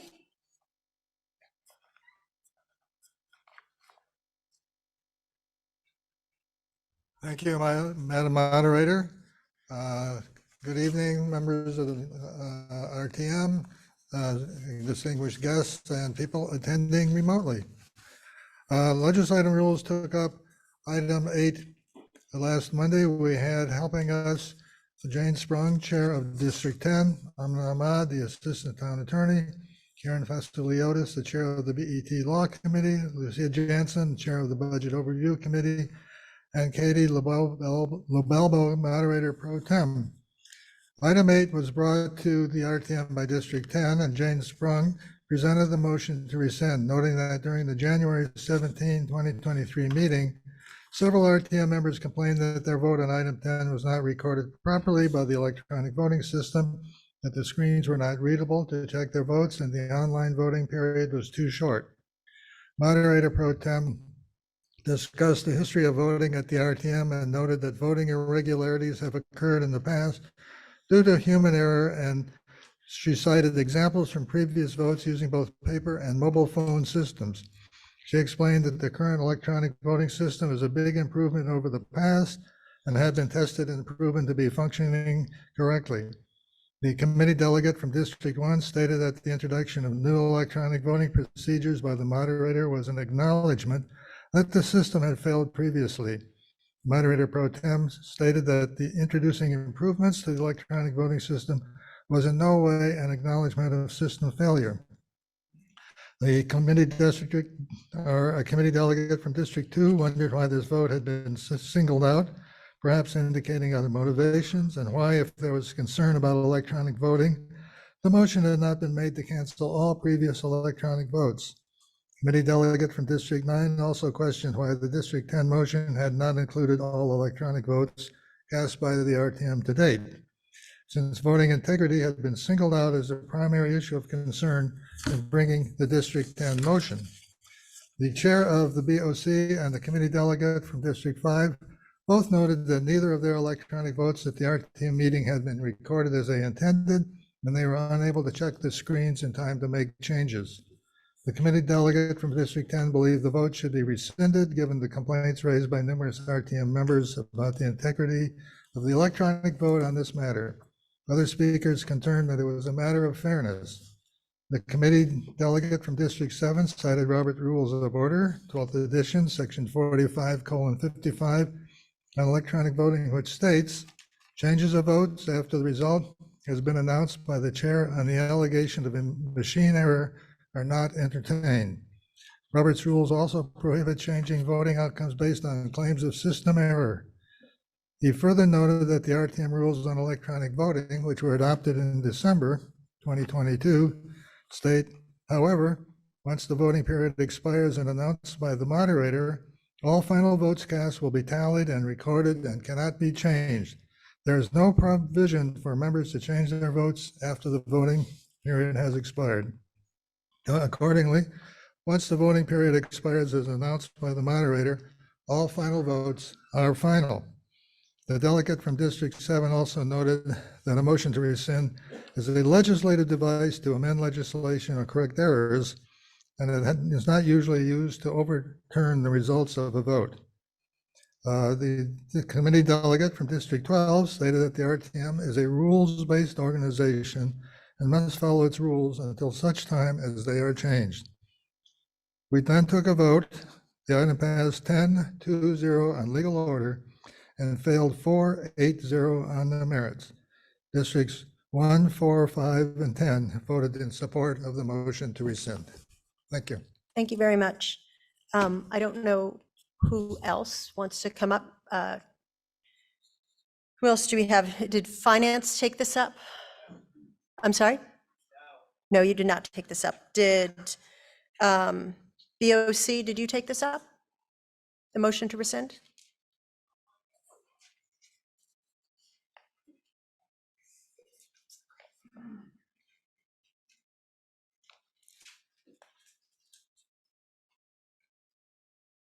Ms. Jensen, you may come to the podium.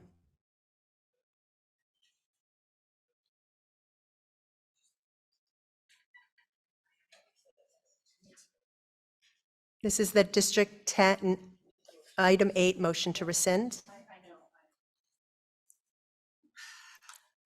There's a lot of items related to the same thing tonight, so my apologies. The BOC did take up item number 8, particularly since I am one of the registered voters. One of the voters that my vote did not register. in the final tally. There was a lengthy BOC discussion in continuation of item 11, which had exhaustively talked about a lot of the technical issues and process issues that was occurring for that vote, January 17. There was a motion that was made and seconded to support District 10's motion to rescind the item. It was emphasized that this was not about the item itself, but an acknowledgement of the numerous technical issues and precluded many RTM members from voting on a very close vote. Lucy Von Brockel mentioned that she did not want to open the potential or precedent for revotes and believes, according to Robert's rules, once a vote is cast, it stands and is final except when it is rescinded or amended.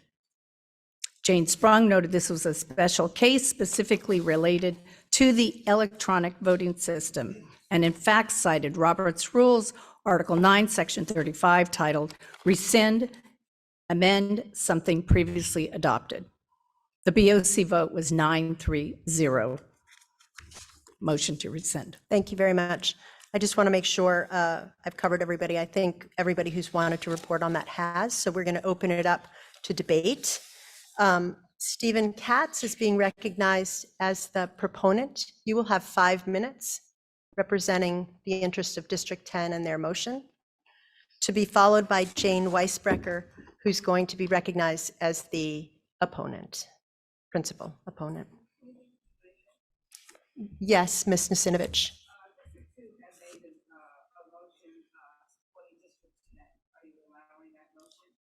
I'm not sure how that is a motion. It sounds like you are just offering a sentiment of a support. A motion would be, what is your motion? Are you offering an identical motion as the motion to rescind? Did you vote on a motion to rescind from District 2?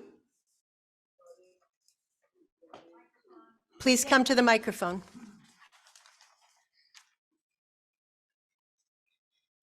So I'm asking you, did District 2 take up a motion and vote on a motion to rescind this item? Yes or no? We took a motion to support District 10's motion to rescind. Okay, that's not an actionable motion. That just sounds like something that you are saying in support of their motion. You are expressing support of their motion, but I don't believe that is an actual motion that you have drafted and are proposing and took a vote on. So we will not be allowed to speak? You may certainly speak as an individual. Anyone who wants to speak as an individual has signed up. You will be recognized, but I don't hear a District 2 motion out of that. What is your motion? Are you offering a motion to rescind? Is District 2 offering a motion to rescind? No, our motion was to rescind. You voted on a motion to rescind. No, You had a voted on discussion. motion to support District Okay, 10. that's not a motion, Ms. Nasinovich. If you would like to speak as an individual in support of your motion, of support of District 10, you may certainly do that. But that is, it almost sounds like you're having a sense of the district resolution or something at that point. Okay, Mr. Katz, could you are welcome to the floor. Good evening, everyone. I'm Steve Katz. I'm the District 10 proponent for item 8. I've lived in Greenwich now for over 32 years. For many of you who know me, I consider myself a rational centrist, guided by my view of what I think is ethical and morally right to do in a given situation. Tonight, I will talk briefly on 3 items. The first will be the narrow focus of the District 10 resolution to rescind and the reason for bringing what is admittedly an unusual but legal motion in this unique circumstance. The second is what this resolution to rescind is not about. Third, why voting for this resolution to rescind and then voting your conscience on the grant motion in item 10 on tonight's call is the ethical and morally proper thing to do and deserves your support. The District 10 resolution to rescind is admittedly an unusual resolution to bring. It rescinds a prior vote of the RTM for our January meeting for the $500,000 grant from the Registrar of Voters. However, this unusual but legal resolution responds to a unique historical circumstance. We have a new electronic voting system that was just rolled out, and despite the best efforts of everyone who worked on this system and everyone involved, the setup, the implementation, administration of the system during the voting process that night had issues. This left several RTM voters disenfranchised with properly recording their votes. The issue is noticed on this vote and not on prior ones because, let's face it, you only really scrutinize close votes. Now, this issue had issues with visual validation, which is what the vendor best practices is, and you cannot see the screens from the computer, right? Now, if you can actually look at what happened tonight, right? And I'll go through the reasons why we're bringing this. They had issues with setup. Now we have new computer screens. Implementation. Notice how long it took the first vote. We actually are now implementing something different, right? And administration, right? We moved the clerk over here. We're waiting for people to sign in. So all of those issues that we are addressing tonight, and we still had some issues going on tonight, were issues at the last meeting, right? So one cannot help to find it ironic that, you know, the members are voting on an item for the registrar of voters to prevent disenfranchisement of the general population, but yet we had disenfranchisement in the last vote around. Now, here's what this motion to rescind is not about. It's not about a small army of extremists or other names that I saw called in different, online things, to overturn or vote for the sake of overturning it. And I will add, I think it's time that bullying and name calling on either side stop in the RTM. It's beneath the dignity of us, and it's not appropriate for our children to see us do that, right? It's all about allowing the RTM members who are disenfranchised to cast the vote, and we all would have an opportunity to do so. Second, it's not about and somehow illegal or misused motion to rescind. I agree with the moderator. I agree with everyone. Once you cast the vote, it's done. But then, you know what? In the RTM rules, it says that if something's specifically not covered in the RTM rules, it goes to Robert's rules. And Robert's rules allows a motion to rescind. If we decide that we no longer want to bring up an item again, and by the way, we just brought up the bump outs twice, right? So we did revisit an item. It's not without precedence, right? And I was supportive of the bump outs. It was brought up twice. Then we should change the RTM rules to no longer allow items to be brought up twice. But that is not the case right now. So if we don't like it, we should simply just kind of change the rules. So this idea of starting with the president is just simply not true, and it's kind of disingenuous. Now, finally, to answer the straightforward question is why this is morally and ethically proper for the RTM to do in this circumstance. We know that we had a system whose setup, implementation, and administration had flaws. We saw that actually tonight, what those changes were. It was not suitable for the population of the RTM. With no visible, clear verifications of voting, was not easy to read. We have an older adult population. This is my space, right? They could not easily kind of read it and get through with it. As a governing body, we should rise above the acrimony. We should rescind the vote and then allow members to vote their conscience this evening on item 10. To quote Grant Lynn Rice, which I am sure is a quote you've spoken to your children, but it's time that all of us act on this. It's not about winning or losing, but it's how you play the game. I urge you to vote for the D10 motion to rescind and play the game fairly, and then vote your conscience on item 10, and let that item be won or lost with a fair vote. Thank you. Jane Weisbrecher, who will be recognized as the principal opponent.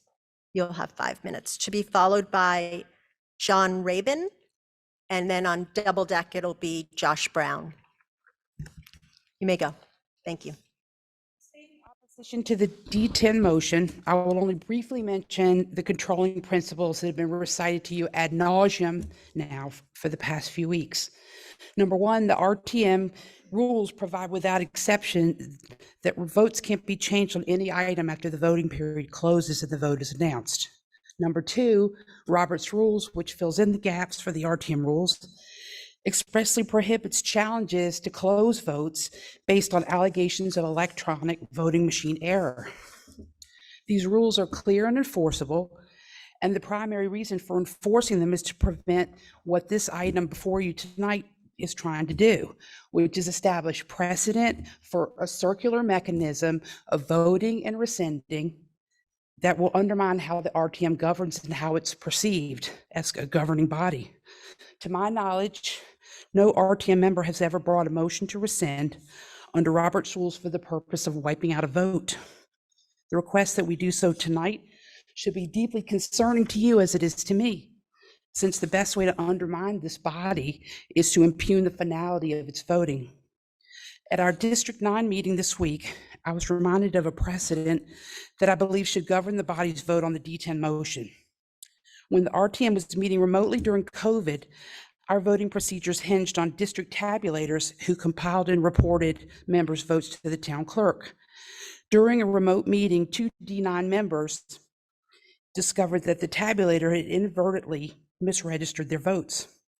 After the vote closed on the item, our tabulator presented these circumstances to Moderator Byrne, who refused to change the vote.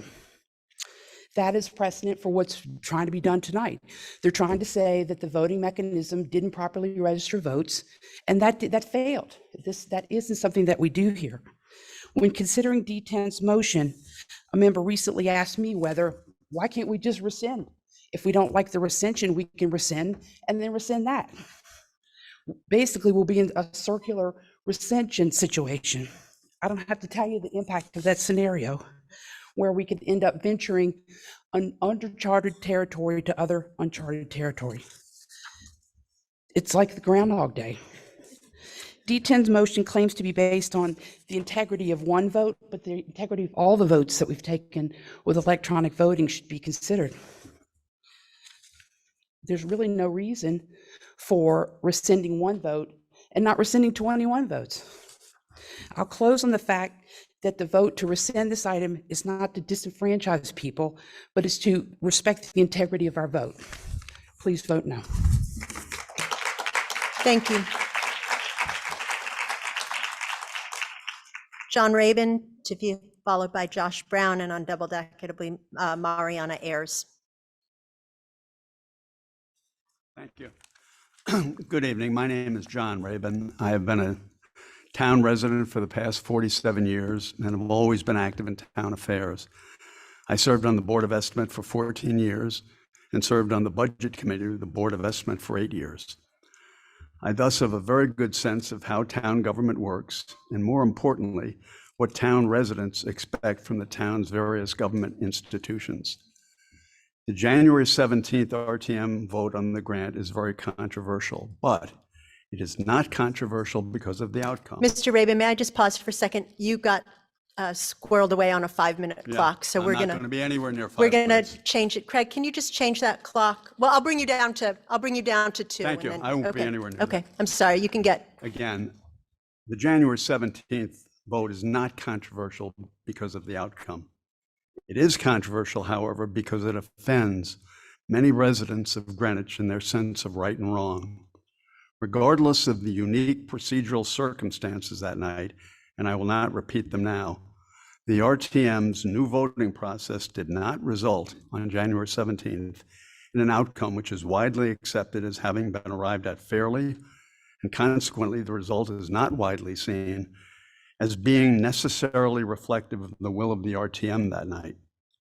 For this reason, allowing that vote to stand when the vote is seen by many as having resulted from a flawed process, even though some of those flaws may be corrected in the future, allowing that vote to stand will necessarily undermine the faith and confidence the residents of Greenwich have always placed in the RTM as an institution which reflects the will of the people of the town. Maintaining this public faith and confidence in the RTM and its new voting procedure is especially critical as this body prepares to vote on the town's budget.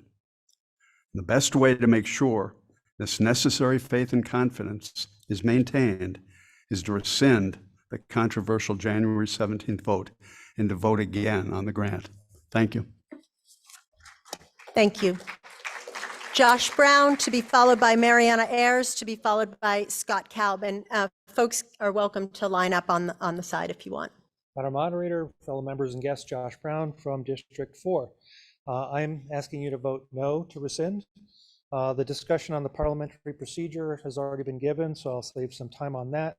I do believe that the technology process, the activities of using the technology was validated and audited and proven correct. I did want to remind the body that, remember that this could be or was an acceptance of the gift. There's no use of the money. It can be accepted, but until the registrar of voters comes back to this body for an appropriation, it's not being used for anything. It's going to sit in some account on the books available, but only when the registrar of voters comes to appropriate monies will we then have an option to evaluate whether that's something that we prefer or not. And then lastly, I do think that it was a process issue that really failed, and that's a lot of it falls on us to make sure that our votes have been counted, that we've been diligent in using the clickers and using the online technology. And so I do believe that the item should stand as is and vote no to rescind. Thank you. Thank you. Mariana Ayers, to be followed by Scott Kalb, to be followed by Ed Dudakis.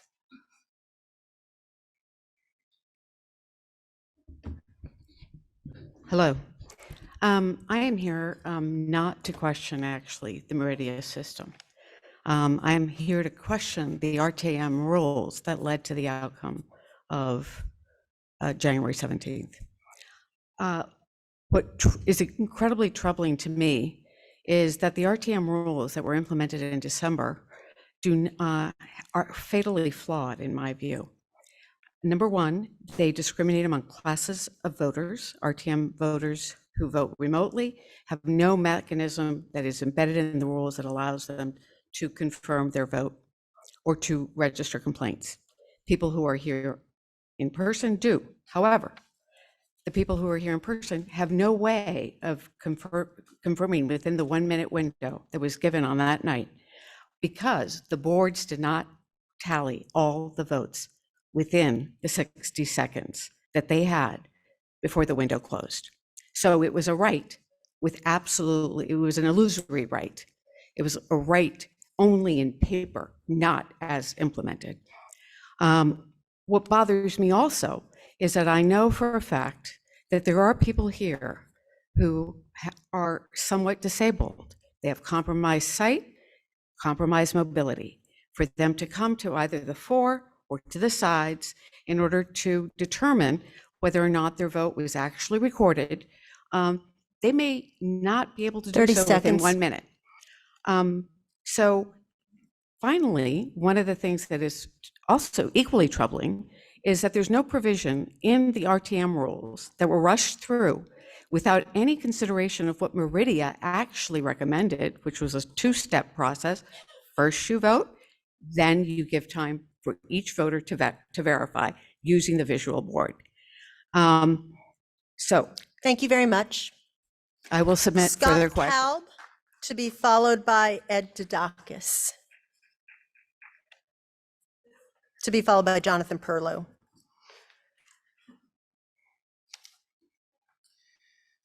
Could you put the 2-minute timer up, please? I was waiting. Okay, there we go. Good evening, everybody. My name is Scott Kalb. I'm from D7. I urge you to vote no on item 8, which is the D10 motion to rescind the vote that approved the grant for our excellent town registrars. When you consider this motion, it's important to focus specifically on the issue before us. And that is, are we going to allow votes in the RTM to be overturned and canceled? The rules on this matter very clearly state that we cannot use machine error as an excuse for overturning a vote. The rules also explicitly state that once a vote is closed and declared final, it cannot be changed. In addition, you may have heard some examples tonight, but they're not accurate. We have never in our town's history used a motion to rescind to overturn the results of a vote. Our electronic system and equipment was tested. There was no evidence of technical glitches or miscounted votes. Our professionals have introduced some improvements, and it's important to understand that these improvements are not an admission of system failure, but rather an acknowledgement that human error occurs. And make no mistake, human error occurs all the time in voting at every level of government, I think, as you saw tonight. And no system can prevent voters from pushing the wrong button or voting too early or too late. Accepting this motion would set a terrible precedent. Tom Byrne, the longest serving moderator in our town's history, stated that following such a course would lead to chaos, with no vote total being reliable. Can you imagine what would happen if every time a vote was finalized, someone from the losing side was empowered to step up and say, hey, that's not fair, there was a glitch, let's redo it? It would be bedlam. Voting and respect for the outcome of vote are foundational to our democracy. Win or lose, we accept the results of the vote and we move forward together. That's how our system works. Thank you. Thank you. Ed Dudakis, to be followed by Jonathan Perlow, to be followed by Jane Sprung. I believe Ed Dudakis is on the phone. Is that? Or on Zoom, I should say. It's on Zoom. Mr. Dudakis, you are available to speak if you unmute yourself. Thank you, Madam Moderator, members of the town meeting. Everyone, regardless of where you stand on the merits, should support the motion to rescind. We proved it by the cumbersome voting tonight. Immediately after the vote in January on item 10, there were objections which weren't addressed. The moderator told us we don't revote, yet there's a simple way to revote at any meeting. It's called a motion to reconsider. Then the town attorney spoke to us, and rather than correct the misinformation we just received, she made it even worse by saying we would look at it tomorrow. The problem with waiting is the meeting was adjourned, eliminating any chance for the full RTM to participate in the matter or opine on any decisions. I've served on this body for over 40 years. During that time, I never heard of any RTM member saying their vote was not counted. Not a single time until now. And it's not just one missing vote, but a half a dozen and maybe more. We all know Lucia Jansen. We know she didn't come to the meeting to speak and not cast a vote.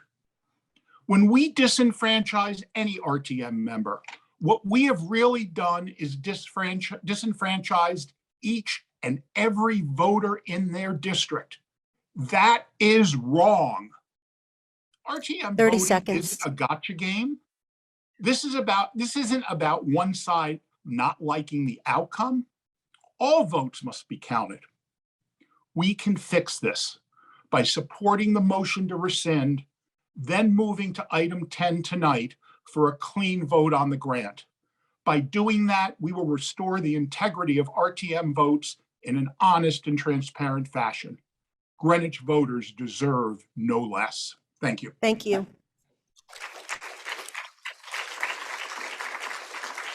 Jonathan Perlow, to be followed by Jane Sprung, to be followed by Joan Takor. Mr. Perlow, you have the floor. Thank you, Madam Moderator and fellow RTM members. Thank you for the opportunity to speak in opposition to item 8. Our moderator participated in an exhaustive review of the proceedings and reported that, quote, the electronic voting system has no flaws or defects, end quote. Interestingly, not a single other vote using the electronic voting system at the December and January meetings have been called into question. Even if a vote wasn't close, wouldn't you be upset if your vote wasn't counted and raise your concern? No one did so that I'm aware of. And presuming there was a problem, it's also interesting that it only happened to no votes. It's not relevant that there are ways to improve RTM voting procedures. Election processes are continually being enhanced over time to lessen user error. Ballot design is improved, absentee ballot instructions are improved, ballot drop boxes are placed to ensure votes are received on time. But in none of these examples have previous votes, regardless of how close they were, been subject to repeal. That's not how rules-based governance works. The irony of the situation is that the primary objection made by those opposed to accepting the CTCL grant is that it would cause voters to question election integrity. Yet after losing the vote, they promptly attacked the integrity of the vote, falsely claiming, quote, bugs and glitches in the new electronic voting. The best way to ensure faith in town governments is to respect the outcome of free and fair votes. We cannot tolerate groups and individuals who sow mistrust in our 30 democracy seconds. when votes don't go their way. I'm hardly alone in this assessment. These 366 Greenwich residents signed a petition calling on our first selectman to accept the grant, which I and others delivered to him last week for the same reasons I have spoken about. Thank you. Thank you very much. Jane Sprung, who I believe is on the phone, to be followed by Joan. Joan Takor to be followed by Valerie Stoffer. I think all three of those folks are participating on the phone. Yeah. Ms. Sprung, are you there? Yes, can you hear me? Yes, you have the floor. Okay, good.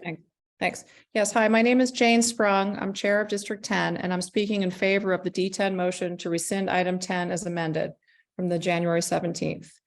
Again, this is not a vote on the merits of the item. In the December meeting, as a remote user, I could not see the screen to verify my votes. Our secretary sent me screenshots, which were not legible. I hoped that in the January meeting, things would be better, but that was not the case. This was the second time the Meridia system was used, and there were issues with the 4-second lag time between when the opening of the vote, the 1-minute time to verify votes, illegible screens for both in-person and remote users, and inability to get answers from the help desk, and votes not registering. Many RTM members were disenfranchised as their votes weren't registered, which leads to a bigger issue, is that we're not just voting for ourselves, but our constituents. I've heard arguments that rescinding will set a bad precedent and will lead to more revotes. This is not true. Under rescind motion, if an action has already been taken since the vote, such as an appointments to committees, you cannot rescind the vote. In December, another controversial item was the revote on bump outs. If RTM members had noticed that their votes did not register after the window closed, they would have gone to the stage like I did to speak to the moderator, and we would have retaken or rescinded the vote. However, the margin for bump outs was so large that perhaps people did not seem to notice. Once there is a vote taken, there is a clause in Robert's rules for a motion to rescind. 30 seconds. If the RTM decides it doesn't want to consider a motion to rescind in the future, we need to change the RTM rules to override Robert's rules. In sports, we have referees post video analysis and review. If we had a jumbotron in January, more than 1 minute and an understanding of the 4 seconds when the window opens, this might not have been an issue. Our moderator, town clerk, and IT have already made great changes for this meeting to improve our voting process. I am asking you to support our motion to rescind to ensure that members are not disenfranchised and votes are counted. Thank you. Joan Takor to be followed by Valerie Stoffer to be followed by Susan Fahey. Ms. Takor, are you on the line? I'm here. I'm here. Okay, you have the floor. Thank you. Good evening. I just want to talk for a minute about personal responsibility. That's a term thrown around quite a bit in politics and in government. And I have to ask, what's happened? The people who blamed everyone and everything for things that didn't go our way, like what's happening now. A lot seems to have changed. If the font isn't big enough or clear enough, or if the timing isn't to the exact fraction of a second that we thought it would be, we complain. It's somebody else's fault. It's the system. We all have eyes. We all have the ability to reason and to think for ourselves. We were all told to attend training, and there was ample opportunity to attend training. So much so that I thought it was overkill at the time, but kudos to our moderator for insisting on it. She was right. We all were told to come to the meetings early so we could check our clickers and make sure things were working. The system might not be perfect. Show me one that is, but it works and it's efficient. We should stop stomping our feet, pointing fingers, and get on with it, just like the people before us would have done. 30 seconds. As far as disenfranchisement, heard a lot about that tonight. What about the disenfranchising the people who voted at the last minute, whose votes now won't count because somebody wants to rescind this motion, this vote? If you want integrity in the process, we need to follow the rules as they are outlaid in Robert's Rules of Order and Thank you very much. RTM Time. rules. Thank you. Valerie Stoffer to be followed by Susan Fahey to be followed by Christina Volkwine. I believe Ms. Stoffer's on the line, on the phone. Yeah, yes. Hello, I'm Valerie Stoffer. I've served on the RTM for over 30 years, 10 years as district chair of District 7. I am one of the members among at least 10 whose vote was not recorded that night. It was not human error. I personally am glad that there's a new electronic system being implemented, but there are aspects that just did not work that evening. Since my vote was just not recorded, I've learned a lot more about the system. When the moderator announced that the vote would begin, I and probably 10 others pushed our clickers too quickly. There was a 4-second lag, and I only learned about 10 minutes after the vote had closed that my vote had not been recorded. I reported it, but unfortunately, nothing was done. It's very unusual to ask for a rescind of a motion, but this is a very unusual situation. We have a new electronic system which will work, but there have been glitches in both December and January. A number of votes weren't recorded. Please, I'm asking you, for the integrity of the election and the integrity of our important representative town meeting,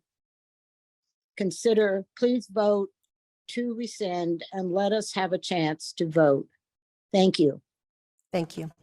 Susan Fahey, to be followed by Christina Volkwine, to be followed by Stephen Meskers.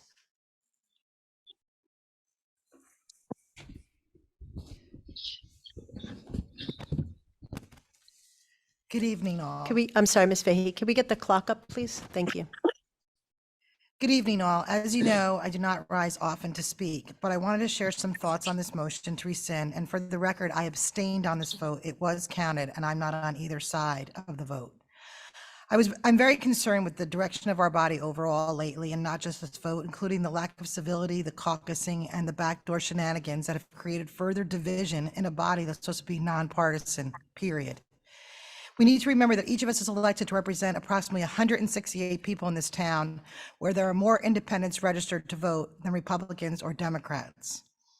While I agree a vote not counting and the system overall has been frustrating, we have put new procedures in place tonight for the best possible practices and outcomes, and I think we will all continue to learn and grow with the system.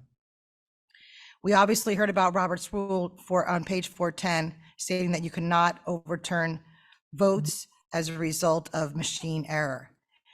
In the past, before machines, because I've been on the RTM about 15 years, people were angry when they couldn't get here due to some flooding, some of you remember, and snowstorms, and their vote didn't count. We had people during the COVID era where votes were either missed and or copied incorrectly onto the card. And when we contacted moderator Byrne at the time, he said the vote is final, we will not change it. And we had some very angry people. So do we really want to now set a precedent that fosters us walking out of here on Monday night, thinking that we have a final vote, only 30 to wake seconds. up Tuesday morning to see the vote was rescinded? We are playing the long-term game. We have to think about a long-term perspective. We need to think about our town and not ourselves, and how we can best and protect the integrity of our government in Greenwich. The vote tonight is about policy and procedure and should stand for generations. It shouldn't be with a single issue that we've all had a final say in, which was why I find this perplexing. Remember that we all helped, with the help of our legislative and rules, we had a close unanimous vote that we will have the final vote on how this money is spent. Thank you. Christina Volkwine, to be followed by Stephen Meskers, to be followed by Michael Spilo. Thank you, Madam Moderator, and good evening to fellow colleagues. I would like to paraphrase a comment overheard early in the meeting after the first two votes, quote, "The spectacle we just witnessed should be reason enough to rescind item 10 from January." Here we are, clearly the Meridia system is not quite ready for prime time. After some votes were not counted on January 17th, the administrators concluded it was user error. The users reject that conclusion. In this he said, she said situation, the only remedy can be rescinding the vote, which disenfranchised some of our colleagues, and voting anew. One of our constituents wrote to all of us, if you didn't read the email, quote, "If RTM members feel they were disenfranchised because of a new voting system, what is the harm in voting again? If those who voted for accepting the grant believe it's the right thing to do, shouldn't they assume they will, quote unquote, win the vote again? If you don't let the vote be recast, you are basically saying you don't want those whose votes weren't counted to be counted. I don't see the harm in voting again, and alternatively, I think not allowing a redo will just create a further divide in the RTM and the town, end quote. Disenfranchising our colleagues is not worth the harm to the RTM's reputation. We need to respect our colleagues, be collegial, make sure that all votes are accurately counted. Let's follow this common sense advice and vote yes to rescind. Thank you. Thank you. Stephen Meskers to be followed by Michael Spilo, to be followed by Lisa Becker Edmondson.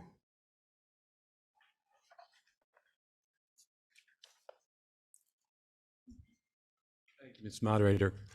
It's not often that I get to speak, but in the last 2 or 3 months, or the last 4 months, I've gotten up to speak at almost every meeting. And it's concerning to me that I have to get up to speak because the rancor, the partisan nature of the arguments, the partisan nature of the positioning is not acceptable.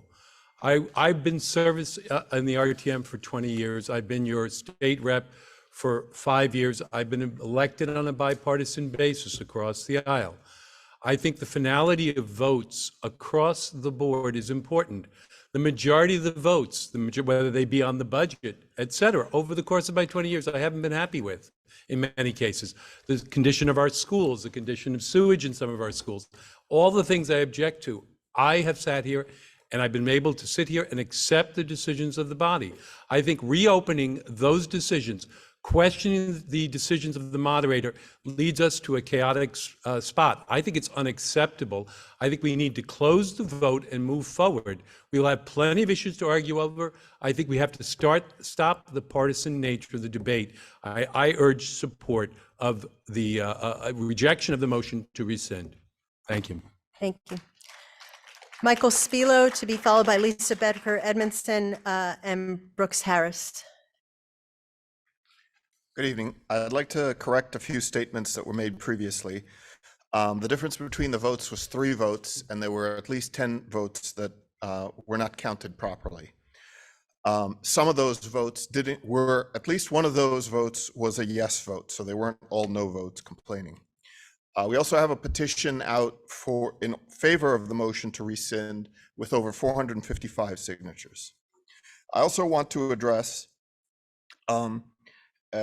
what is the nature of elections, and Ballotpedia says a redo election, also known as a revote, a special election remedy, is the process of voiding an election result and holding a new election. The specific reasons for calling for a redo election include mistakes by or broken voting machines. So this is a kind of standard thing that happens all the time. Specifically, I also want to address the issue of personal responsibility and user error. I want to give you an example of the difference between user error and system error or design error. Imagine a room that has 2 switches. One turns on the lights, the other turns on the alarm and the sprinklers. If the 2 switches are close together and the same, you might expect that at some point the sprinklers will go off, even though there was no fire. The designers of this room who put those 2 switches close together 30 seconds. Similar, may blame the users, but this was a system design failure.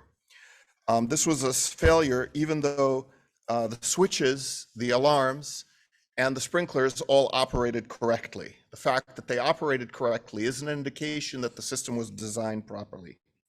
Obviously, there are better designs, and in this situation, we had multiple design issues. As you saw, some of them were addressed tonight, but some were not. In this case— Thank you very much. Mr. Spilo. Lisa Becker Edmondson to be followed by Brooks Harris, to be followed by Lucy Von Brockel. Good evening. I have never spoken before this body. I grew up in Greenwich, and my father was in the RTM. I believe that voting again will set precedent, and precedent is important. Precedent is important in any body that you are in, whether it's your family, your school, or this legislative body. We should not rescind a vote. Greater voter error probably occurred during COVID and using our previous paper method. Certainly when people are late or in the bathroom, they missed a vote. Should we wait? If we didn't have faith in our electronic voting system, we should have managed that issue before it became our accepted means of decision-making. We cannot cherry pick votes that do not go the way that we would like. If we rescind this vote, we will create chaos. How many other votes will we need to rescind or review or discuss? We will have the opportunity to be involved in how these funds are spent. I wish to cast my vote in favor of following our agreed upon rules. Therefore, I urge you to vote no on item 8 and do not rescind our decision. Thank you. Brooks Harris, Lucy Von Brockel, Allison Cowan. Mr. Harris. Hello, I support District 10's motion to rescind the vote. There are a couple things I want to focus on. The first is there's a lot of talk of user error here, but we know that the system was not opened until a couple seconds after it was announced it was open. If you voted early, your vote didn't count. And I think that that's unfair, and it's not necessarily, I mean, it's not user error if you followed the rules, but the rules led to your vote not being counted. The second thing I want to address is there's a lot of talk of Robert's rules doesn't allow a vote on this or that. We heard from legislative and rules that this vote was in legal order. So we are allowed to vote on this. And I think it really comes down to whether or not we believe that voters' votes should be respected and whether we should disenfranchise people. This will not set a precedent. We've had 20 other votes and no one's challenged those. And I don't anticipate any votes being challenged in the future. But this is a specific circumstance where people's votes weren't counted. And I think that we owe it to the voters of this town and to the body to make sure that those votes are heard. Thank you. Lucy Von Brockel, Allison Cowan, and then Lucy Krasnor. Thank you, Madam Moderator. In the preface to the 147-year-old first edition of Robert's Rules, Henry Roberts says, "Where there is no law, but every man does what is right in his own eyes, there is the least of liberty." Robert was essentially describing the rule of law. Only through clear, transparent, and consistently applied laws and procedures can we protect our inalienable rights. This wasn't a new concept in 1876. Aristotle was a proponent. Section 1 of Thomas Jefferson's Manual of Parliamentary Practice, published in 1801, is titled "Importance of Adhering to Rules." Based on a rule that has been in Robert's Rules since the very beginning, the January vote on item 10 was in order. The language was just as clear then as it is today. A member has the right to change his vote before the decision of the question has been finally and conclusively announced by the chair, but not afterwards. There are no exceptions to this rule, and in the current preface to Robert's Rules, it goes so far as to say that the requirements for changing a previous action are greater than those for taking the action in the first place. Using a motion to rescind in this manner is wrong. The stated reasons to rescind the January vote are arbitrary and irrelevant. It doesn't matter if the procedure was imperfect. It doesn't matter if the process isn't foolproof. If some believe it's unfair that their intentions weren't recorded, it doesn't matter if members raised concerns during the meeting or if we think the outcome could have been different if we could count just a few extra votes just once. The January vote remains in order. As painful as it may be for many, we have to let a vote that was in order stand to preserve the integrity of this institution and the public trust. This motion to rescind is incompatible with foundational American principles of good governance. We are elected representatives, a governing body, following the rules, no matter how unhappy we may be with them at the moment. It's more important than anything else you've heard tonight. Please join me in voting no on the motion to rescind. Thank you. Thank you. Allison Cowan, yes. Yes, so we have 1, 2, 3, 4, 5, 6, 7, 8, 9 more people. Okay, so Allison Cowan, who I will recognize, I believe she's on the phone. No, oh, she's right. Oh, pink, no. Ms. Cowan, if you are on the phone, could you please raise your hand? I found her. Okay. As we have seen from our meeting tonight, we have all experienced quite a few complications and Could you difficulties. please start the clock? With a new online system. The vote on item 10 was the first close vote of our new system. And we've all heard tonight about the many issues that occurred. Due to these issues, several people were disenfranchised. Their votes either were not counted or they discovered that their vote was not accurately recorded. A lot of these people discovered this the night of the meeting when the vote was not certified and was not closed yet. Due to these special circumstances, we need to rescind the vote and revote. No precedent is set by permitting a revote in this issue, since we have hopefully solved many of these issues, and hopefully this problem will not occur again. We talked a lot tonight about personal responsibility and human error. This is not about personal responsibility, and it's not about human error. It's about fairness, and it's about a system that was new and did not work properly. It's about integrity and intent, and if we care about a fair vote that reflects the will of our community, we need to rescind this vote and revote. People feel that they did not have a say and were disenfranchised. This is not a partisan issue. It's about what is right. And what is right is giving people a chance to revote and vote their true intentions with a system that we now have hopefully working in a better way. This is not about Robert's rules because the rules weren't followed in the meeting itself. When the meeting was closed and the results weren't certified, it was chaos at the end of the meeting, as we can all attest. And so it's a very 30 unique seconds in here. And I think we need to revote and give this a new chance and give it a new, and have a logical, honest vote of what people truly intended. We need to rescind the vote and revote. Thank you. Thank you. Lucy Krasnor, to be followed by Catherine Hines, to be followed by Lindy Lillian.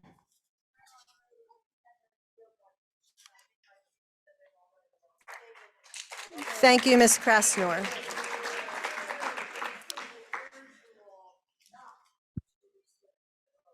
Okay.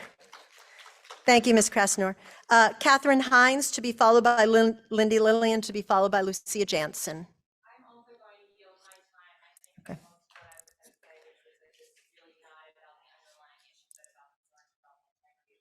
Thank you. Lindy Lillian. Yielding, okay. Lucia Jansen.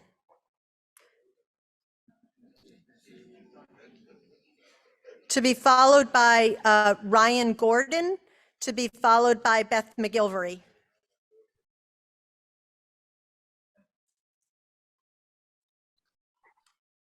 You know better than anybody that I wouldn't rescind my time.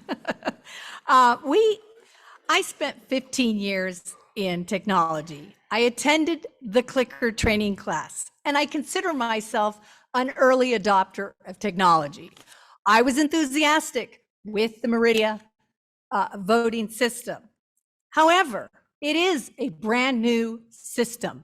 Systems have idiosyncrasies, systems have quirks.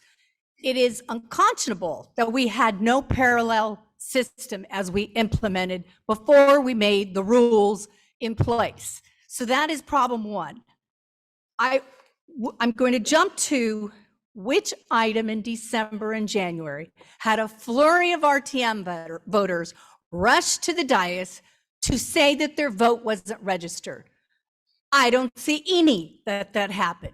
That's the difference. There was a 3-vote difference on this particular item, and immediately that night there was objections, there was questions how to respond. Someone, RTM member asked the town attorney for their legal opinion. Nothing happened.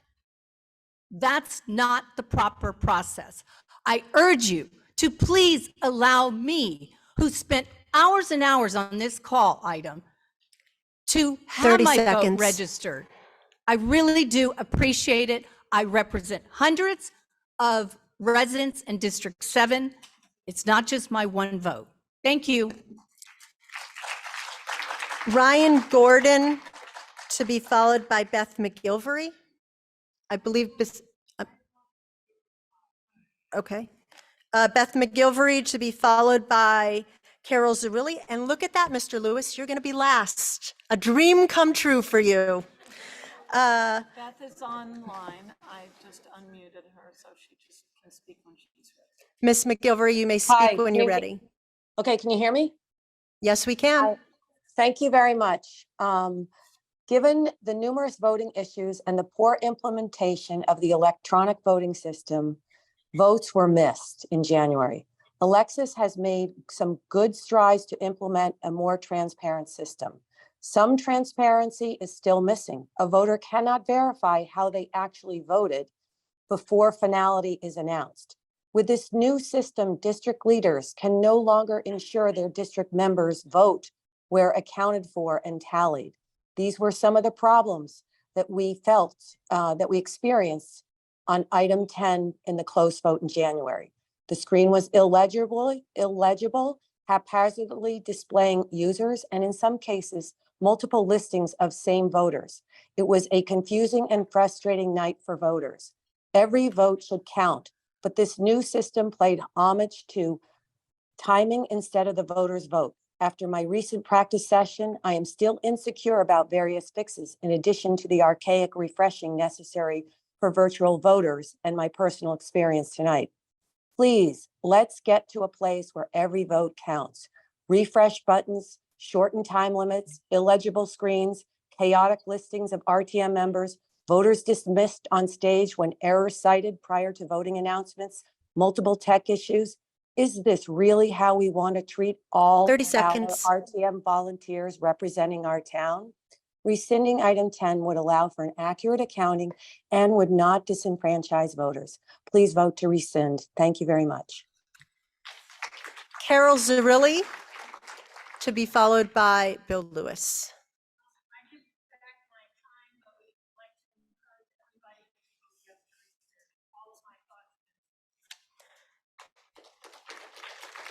Mr. Lewis. The moderator must have known I would pass because the pro-rescind arguments are so strong, I don't need to say. I will remember that when you draft some letter emailing me and telling me that I did not properly acknowledge you at the meeting. So that is all of our speakers who have signed up. Okay. Oh, can I just, there are two hands up in the audience. Okay. So this is the big vote. So we're going to prepare the vote. Yes, I can't see. Why don't you come to the microphone, please? Oh, Marguerite Alvin said she was registered to speak on this item. She registered for item 7. Yes. I have a question for the COO. According to Meridia, when voting is done, you ask everyone to confirm that the vote shown on the screen matches the one they entered onto their keypad. If all votes are in and all participants have confirmed the vote, close the vote and move on to the next motion, knowing that all of your vote data was 100% accurate. Further, it says that your voting grid prevents malicious interference from affecting the integrity of the vote because all votes are visually identified by each participant before being accepted. Is that correct? So then that means that we're not, the way the system is set up now, the moderator needs to, before she closes the vote, show the visual confirmation screen with the red and the green and the yellow for people to confirm their vote, correct? It's not required. That is not a requirement. So either option works. If at some point in the future, legislative and rules or somebody proposes that, the body could elect to vote on But that. according to Meridia, it's not a requirement. The success of their product is on the visual verification of the actual voter, correct? Your system is meant to work with a visual confirmation of the voter that their vote was yes, no, or an abstention, correct? It's on your clicker. If you look on your clicker, it says 1, 2, or 3. But participants use the participants use the Meridia clickers to place their vote and the visual display to confirm their vote. I'm sorry. Correct? I'm correct. You do not. There's a point of information. This is not a dialogue or a debate. The candidate, this is not a person who is required to respond to your questions. He's not required. You've asked a question. He does not have an obligation to respond, and we are talking about the motion to rescind right now. Okay, so we are going to move on to our vote. Okay, so if we could open up the vote for item number 8. I'm sorry, yes. Mr. Burke, please come to the podium.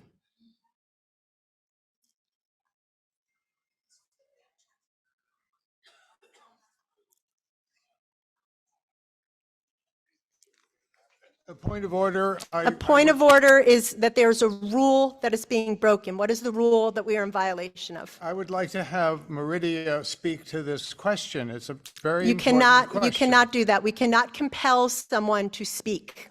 I'm not compelling That's- them to speak. I'm requesting that they speak. I'm requesting that they speak. Obviously, we all care a great deal about this, and we've come to a place tonight where we can resolve this. We could also push it off to another day and come back to the question. No. Because we're not there yet in terms of having the answers that we need. Okay. Now, tonight has worked very well. Mr. Burke, I need to move to the vote, okay? I would like to hear Meridia. Okay. I have told you that it is not a requirement. He is not required to speak, nor is he compelled to speak.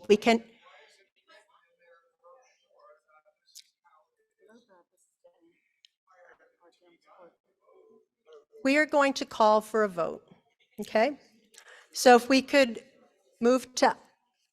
prepare the vote for item 8. There is no motion that you've made. You cannot do that. You cannot require someone to come before the body and speak. Okay, so if we could please have the vote. You no longer have the floor, Mr. Burke. We're going to go to the vote. Okay, now this is an important vote, okay? So what I would like everybody to do, certainly people who have been participating remotely, please make sure that you're logged in, that if you need to hit refresh, that you hit refresh. We will open the vote in a minute. Obviously, it's an important vote. If there are issues, we will make sure that those individuals can have an opportunity to vote. Are you ready to open the vote? Okay. Please open the vote, Craig. Okay, we're going to start the clock. Okay, the vote is now open. Okay, the vote is now open and you may cast your vote.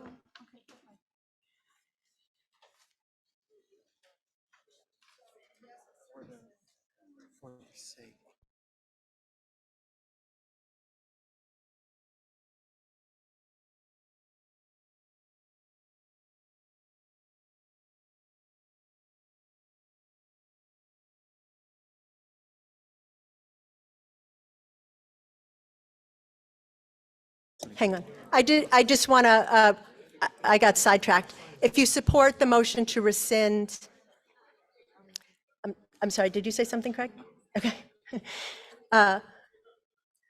So we've got all the votes going. So if you are opposed,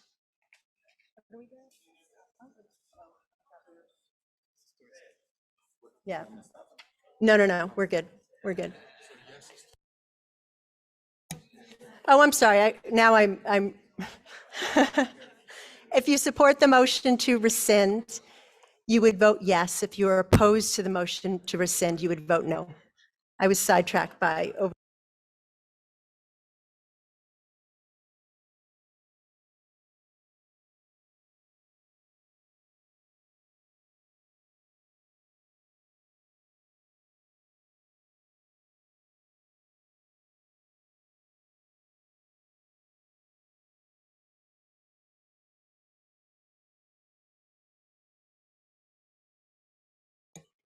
So there's about 20 seconds left. If you are interested in voting at this point, this would be a good time to do so. There are a couple people that are online: Restieri, Darula, Fruman, Giorsi, Penny. We're just going to keep it open for a second.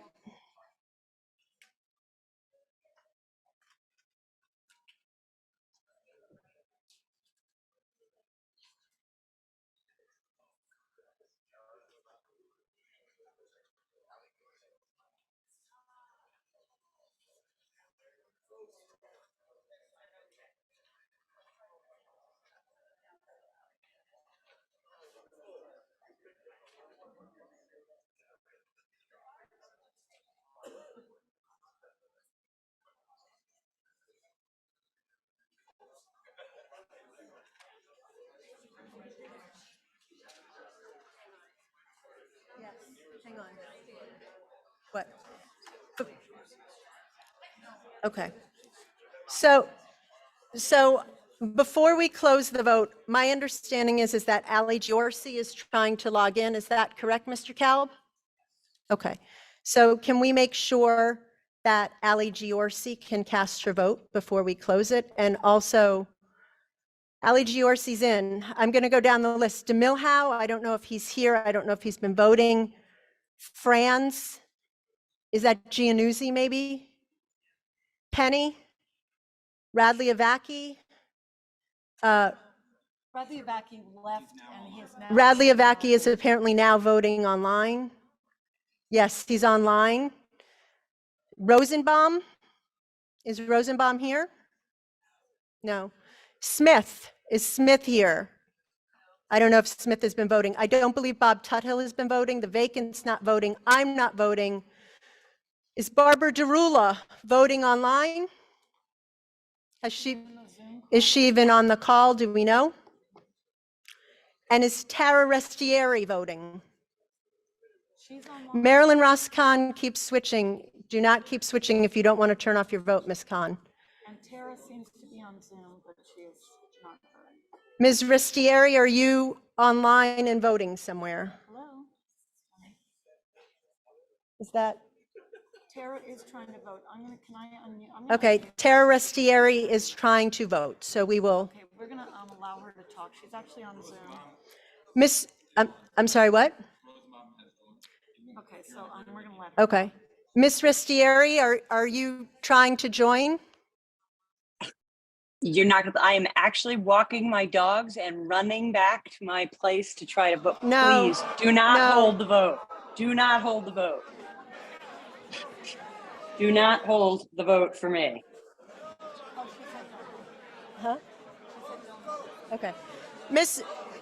Okay.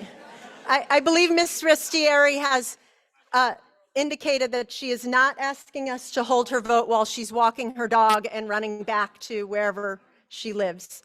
I just want to make sure. Okay, so DeMilhow, Franz, Miss Khan, Marilyn Ross Khan, please stop pressing your computer at this point, okay? I don't know how you're voting, but you keep toggling it on and off. Just leave it where it is right now. Penny, Radley Avaki is over there. Rosenbaum, I don't know where she is or what she's doing. Tuthill, vacant, I'm not voting. Darula and Restieri is walking her dog. We're good? Okay, we are going to. I'm sorry, what? She unvoted. She did not vote. She's here. Is she here, Rosenbaum? I don't know where Karen Rosenbaum is. Where is she? Okay. She voted. Rosenbaum is apparently joined online and it will show a vote, okay? So no one has changed since I've just said that. It's the same people. We are going to close the vote. Is everybody okay?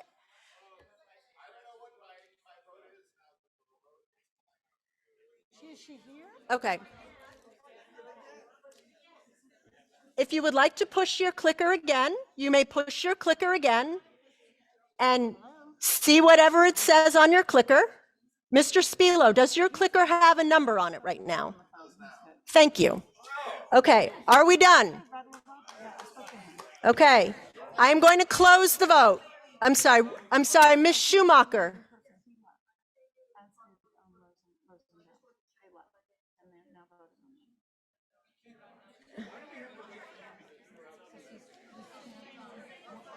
Ms. Schumacher, you are there. I can see you and you're, okay? Are we ready to close the vote? There is no one else that is objecting before this vote is closed, correct? Okay. Going once. The vote is now going to say, we're closing the vote.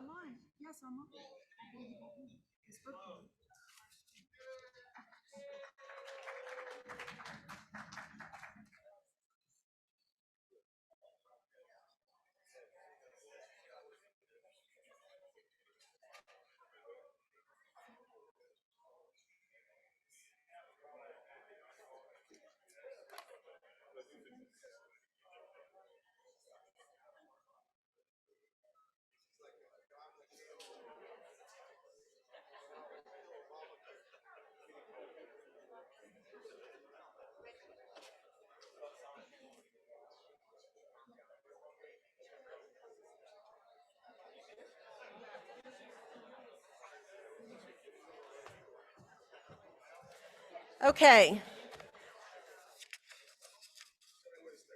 So this is a historic moment because I was going to say this before. We've only used the motion to rescind twice before, once in 1934 and once in 1940.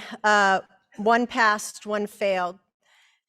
So regardless of what happens, we'll enter the annals of history with this vote. The vote on the motion to rescind, those in favor, 98, opposed, 118, abstaining 4.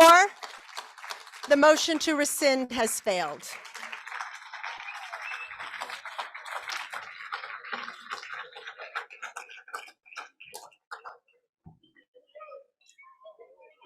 Well, we're going to show you the vote.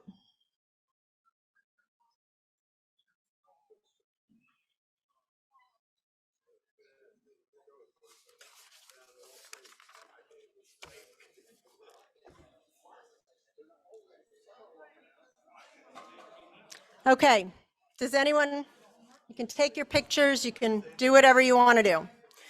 Okay, now, where does that leave us? That leaves us with, we're going to sort of go back. It takes a few things off the board. Item 9, which is the LCC motion to rescind, is moot. That's gone the way of the dinosaur. And item 10, stands. So the action that would have been item number 10, which was to take a vote on the merits of the registrar of voters item that they put forward, is unnecessary because the action from January stands. So that goes away, which brings us to item number 2. Now we're going to take up, we have 3 remaining items. We have item number 2, item number 6, item number 7, and item number 11. So item number 2 is our next order of business. It's a separate calendar. That item was postponed from January, so we do not need to introduce it. It will be before us. Let me just find out who is doing something with that, though. All right, so item number 2 is the $9,600 membership grant for the U.S. Alliance for Education Excellence. It was postponed from January. It's now before us. We have a number of committees who may certainly come and give their reports if they would like to do that. I don't know. We can start in any order, whether it's town services, legislative or rules, finance, or BOC. If somebody would like to come, you may also, if you have nothing new to add, you can say that you're not adding anything new to the reports.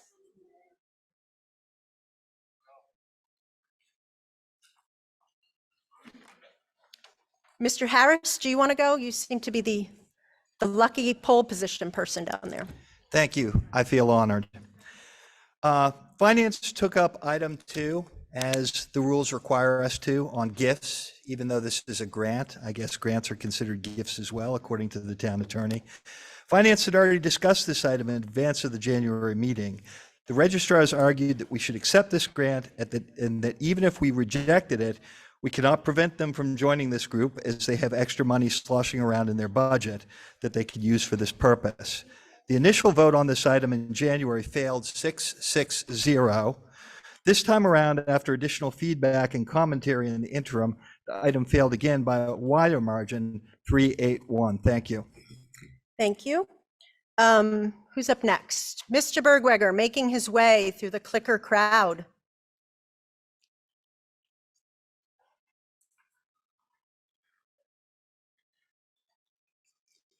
Legislative and Rules took this up last Monday evening.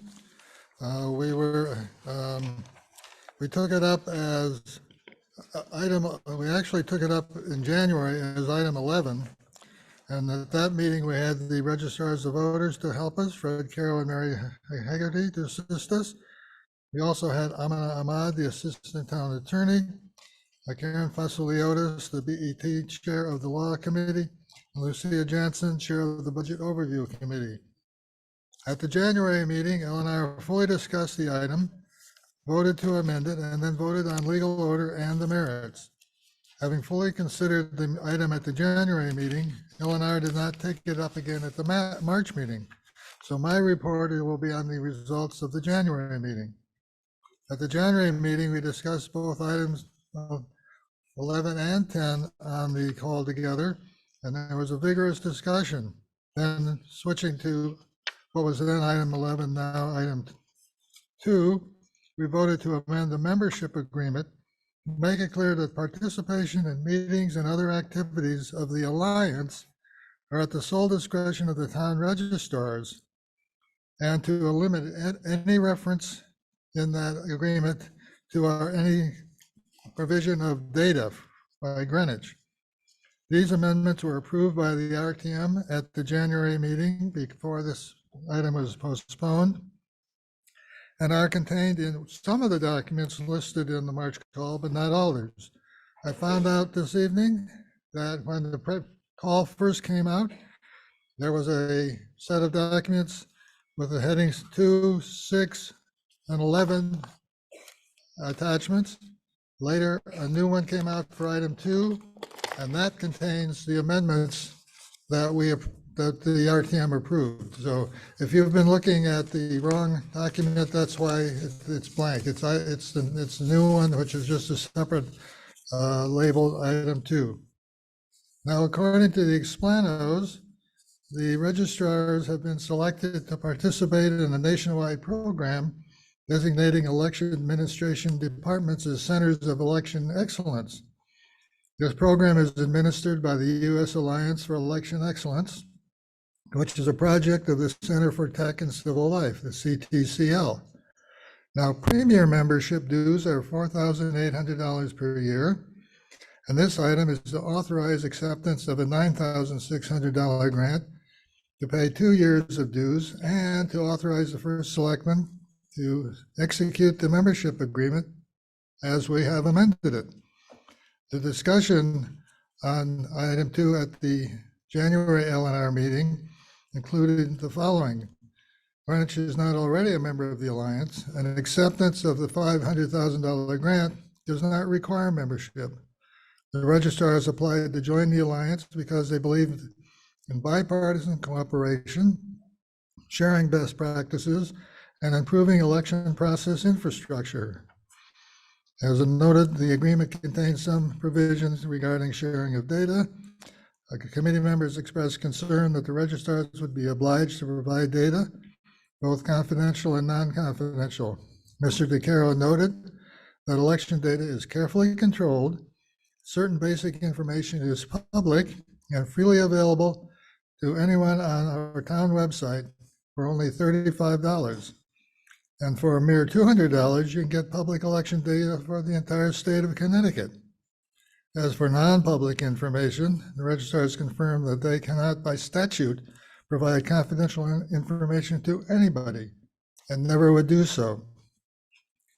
As amended, item 11 passed on legal order 1200 and on the merit 633, with districts 1, 4, and 5 voting no, and districts 6, 10, and 11 abstaining.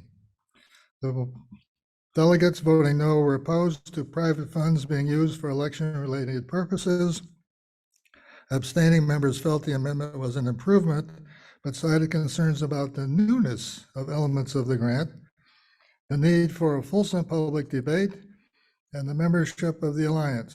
One member that voted yes on the item agreed with the need for more debate. Hopefully, on the debate on item 8 will eliminate the need for further debate. Thank you. Mr. Newman, Chairman of our Town Services Committee. Town Services took this item up in January. Our vote was 6-3-2 with 2 abstentions who needed more information. Hopefully they've gotten that in the last 2 months. We did not take it up this month. Thank you. Thank you. Is Ms. Heppelman giving the report for the BOC? Peggy Heppelman, Vice Chairwoman of BOC. Thank you. Good evening, moderator, fellow RTM members, and guests. I'm reporting on the BOC discussion for item 11 from January, which is now item 2 on the call for this month. The BOC took up both item 10 and 11 together with a combined vote, but I'm going to report only on the discussion from item 11, which is now item 2. The BOC vote was attended by 2 town registrar of voters, the town assistant attorney, the BET budget chair, and the BET law committee chair. On behalf of the BOC, I want to again thank both registrars, Mr. DeCaro and Ms. Hegarty, for their service and the quality of work that they've delivered over many years with no complaints or issues on the election process or outcomes. The reason the BOC took up item 2 was that we wondered about the motivation for awarding an unsolicited grant, and we were struck by the circular funding arrangement for the CLT Alliance membership agreement. The grant is awarded to pay for premium membership, and the premium membership includes consulting services from the Alliance. So effectively, CTCL is awarding a grant to purchase consulting services in the amount of the grant from the CTCL partners. The Alliance offered 2 membership options, a basic membership at $1,600 a year and a premium membership at $4,800 per year. Both Alliance membership options describe a variety of coaching and consulting on an hourly basis that would be afforded to Alliance members. The Alliance partners that will provide these services are not named nor described in the membership agreement. CTCL membership grant pays for 2 years of premium membership. As with the $500,000 grant from CTCL, the registrars had not applied for the premium membership grant, nor identified needs which could be addressed by the Alliance partners and funded by the grant. Mr. DeCaro and Ms. Hegarty stated that they had not conducted due diligence concerning the Alliance partners because they were satisfied with the terms and conditions of the grant. The BOC wanted more information on the membership agreement and expectations for membership which CTCL would be subsidizing in its entirety with the $9,600 premium. The membership agreement calls for the registrars to attend and participate in forums, to create standards to be promulgated by the Alliance Centers of Excellence. Lucia Jansen asked about the frequency of travel and costs and the registrar's understanding of the scope of the standards to be developed. But Mr. DeCaro and Ms. Hegarty had no information to answer those questions.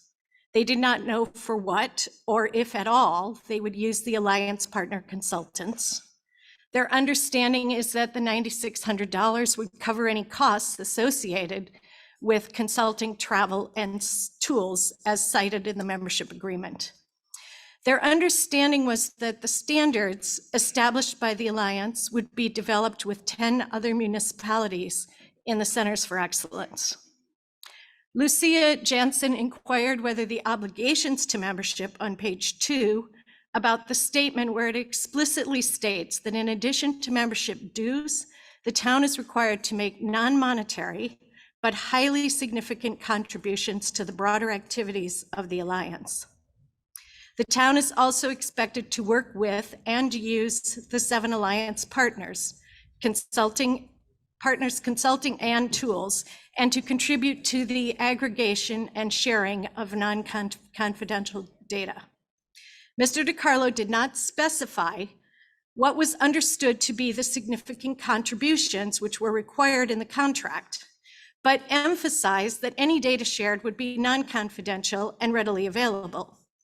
It was unclear to some of us why the clause needed to be in the membership agreement if CTCL could obtain the non-confidential, readily available data without town intervention.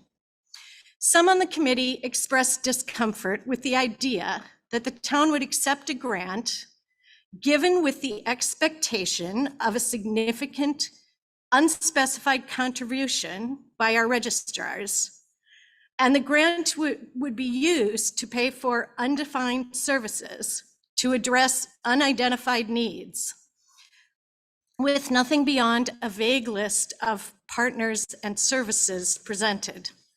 There was no clear understanding in the short and long-term costs, potentially involving registrar time and resources for consulting, data collection and presentation, travel, expenses, licensing of tools, and software agreements.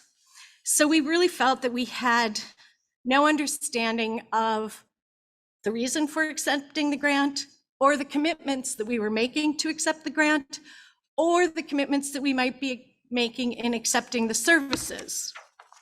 So with that, we took a vote for what is now called item number 2. The BOC vote was 4-8-0. The 8 no votes questioned the wisdom of accepting a grant that had not been applied for, which enabled the purchasing of undefined services to address undefined needs, as well as a lack of a town policy for this type of grant acceptance or rejection, and no complete due diligence on CTCL or the 7 Alliance partners. D4, 6, 8, and 12, on the contrary, voted yes, because they believed that CTCL is neutral and nonpartisan, that there's a natural check and balance with our bipartisan registrar's office, and that the funds could buy services which would be beneficial. Thank you. Thank you. Okay, I think that concludes all of the committees that took up this item. So we'll move to our speaker sign-up sheet. Let me just give you a landscape here. It looks like there are about 16 people that have signed up. Hang on, 17 people. 4 people are speaking in favor of the item, and then the remaining 13 are all speaking opposed to the item. Of those 2 people that are speaking in favor, it's Mary Hagerty and Fred DiCaro. So I'm just letting you know, Mary Hagerty or Fred DiCaro, whichever one would like to go as the primary proponent or as the proponent, may go first. You will get 5 minutes.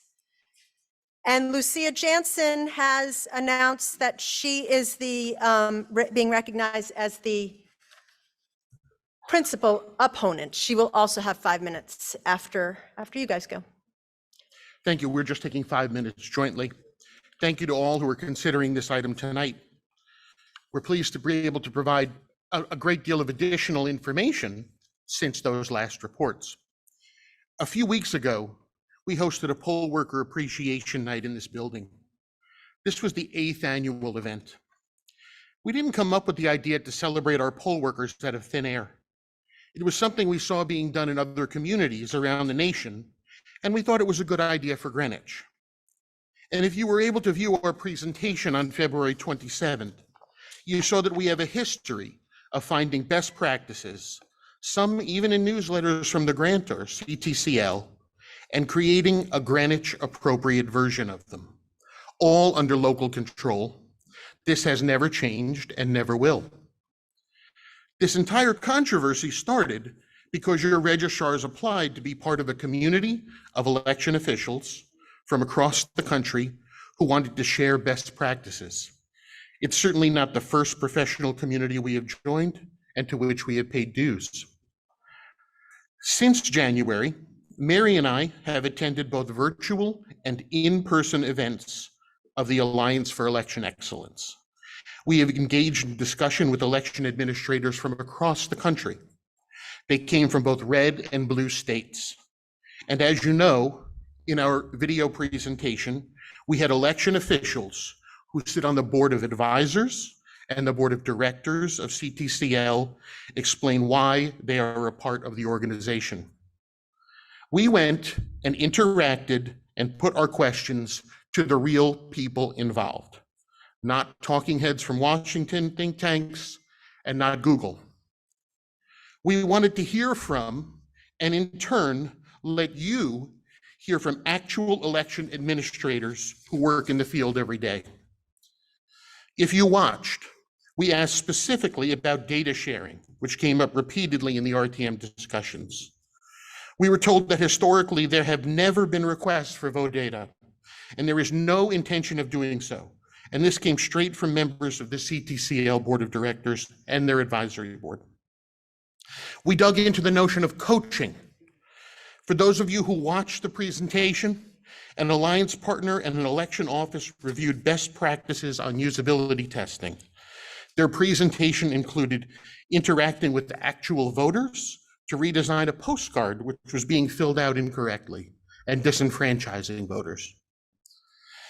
The Election Academy we have announced and is still open, by the way, until March 15th, if you care to join, is taken from similar programs that have been run in California and North Carolina. We took the concept of the program, but not the content, which is being designed entirely using local content and includes our existing training materials. The irony of all this is that our search for good ideas only adds to the workload for Mary and I. I don't know of any other community in Connecticut that has a poll worker appreciation day, so maybe we shouldn't do it. I don't know of any other community that is running a program similar to the Election Academy, so maybe we shouldn't either. But that is not how we operate. We want to be constantly striving for improvement. The scholarship you were asked to approve in item 2 enables our office to participate in these meetings and get assistance on projects we initiate at no cost to the town. What kind of assistance can we enjoy? The flyer for the Election Academy, which many of you have seen. Not the content of the program, just the design of the flyer. Or a new PowerPoint template we are using for our training materials. And we hope to redesign our signage at the polling places so fewer people enter the wrong line. All of these items are our initiatives. They are nonpartisan and they are locally controlled. We appreciate the time and consideration you are putting into reviewing these items. Thank you. Thank you.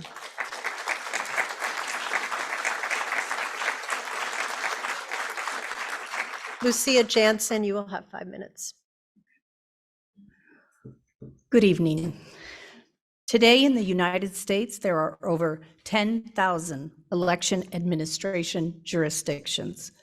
Up until recently, all but a handful are funded mostly by local, state, and federal tax dollars in order to ensure absolute impartiality for free and fair elections. In fact, our Connecticut State Assembly established in 1860 the Office of Registrar of Voters in the towns of Hartford, New Haven, and Middletown. With this call item, we have an unprecedented move from a Chicago-based nonprofit organization, the U.S. Alliance for Election Excellence, seeking to fund our municipal elections office with a membership agreement fee subsidy to implement what they call national standards and values. The standardization would include their pre-selected specialized technology tools, processes, and materials. The Alliance goal is for all local election offices to adopt these standards across the United States. We opponents believe it is a bad idea receiving funds from the Alliance or any other private nonprofit organization. As importantly, we do not believe a private nonprofit should be establishing national standards and digital tools to be used for election offices. The membership agreement on the call tonight describes costs and explicit expectations of the town registrar's duties. The membership requires each center to pay its dues of basic or premium level at a cost of $1,600 or $4,800 per year. It is written in various places. The Alliance seeks all 10 centers to ideally sign up for the premium level 2-year commitment.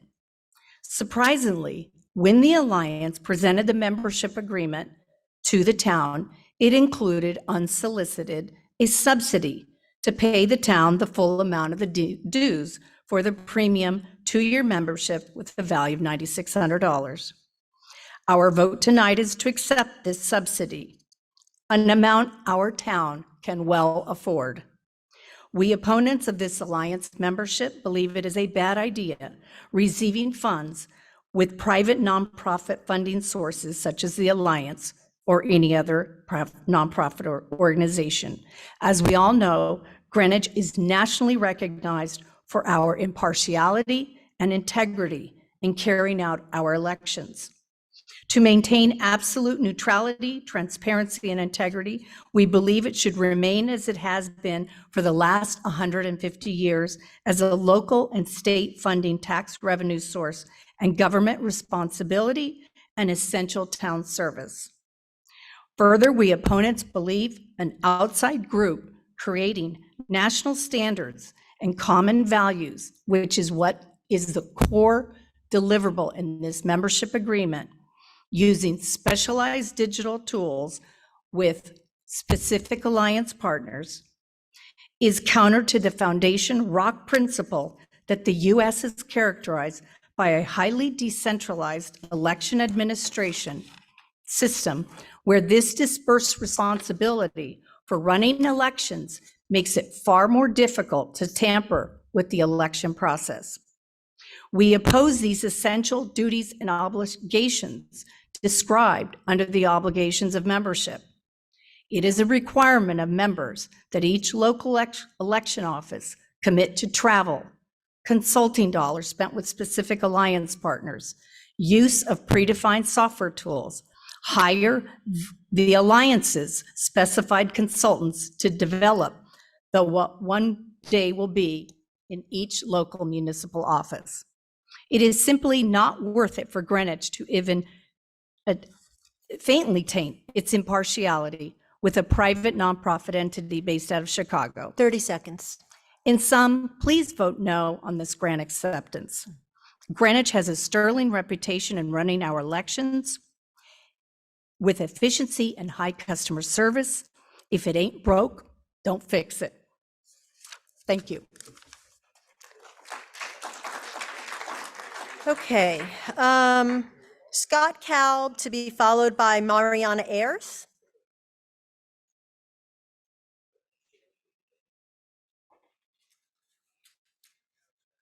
Can you fix the clock to 2 minutes, please?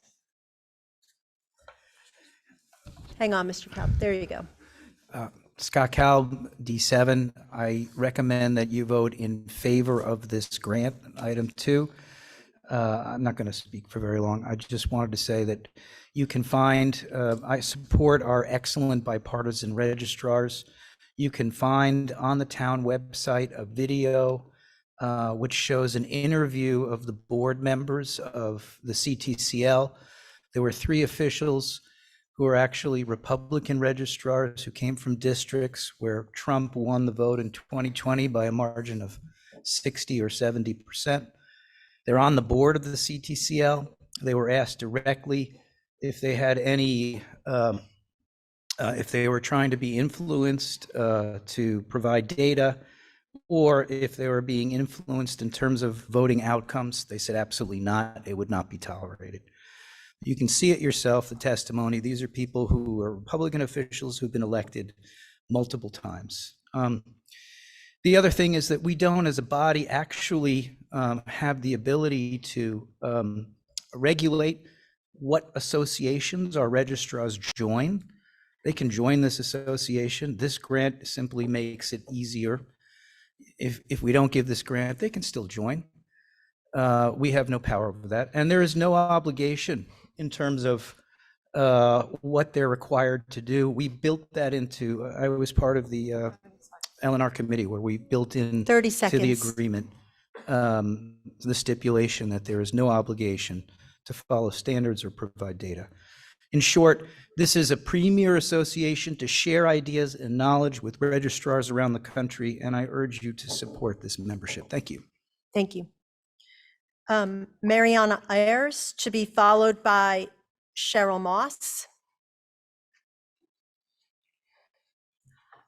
Moderator Bulgaris, there are other people who are signed up and who are willing to yield to me. No, we don't yield time. You have your 2 minutes. Okay, just asked. Just give me 1 second before it starts. Wait, can we please? let's you. reset the clock because you've. Thank you. Okay, go ahead. You have 2 minutes. Number one, this resolution is flawed. You can't even proceed to a vote because there is no grant.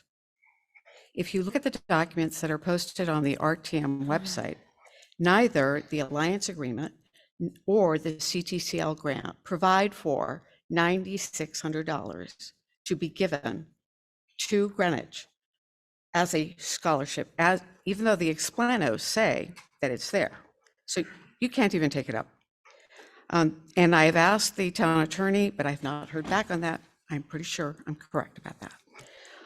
Secondly, we don't even know if the Alliance is a legal entity. It's a program. It was announced, by the way, it's kind of new. It was announced in April of 2022. And magically, we applied 1 month later to join it. And we don't know if it's a 501c3. We don't know if it's a 501c4. Its founder says it's a program. You can't enter into an agreement with a program. You can enter into an agreement with a legal entity. Next point, why is the registrars, if they're the ones getting this scholarship, asking the town and the first selectman to sign this agreement? And this is why. The reason why is because they don't have the authority. 30 seconds. To give away what Greenwich is offering in so-called non-monetary contributions. However, I challenge the fact that they are non-monetary because they are of value. Our name is of value, and they are using our name to monetize this organization with only 9 members in all of the United States that has been around for less than 11 months. No track record whatsoever. Thank you. Finally. Thank you. Cheryl Moss, to be followed by John Rabin.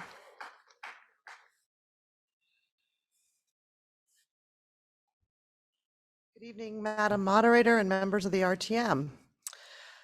When the RTM votes no to these grants, these are funds we have to ask for from the BET. Seeing that we can't get our schools or fire trucks funded, it is doubtful that they will fund our registrars for any necessary extra funds. This grant is not for anything controversial.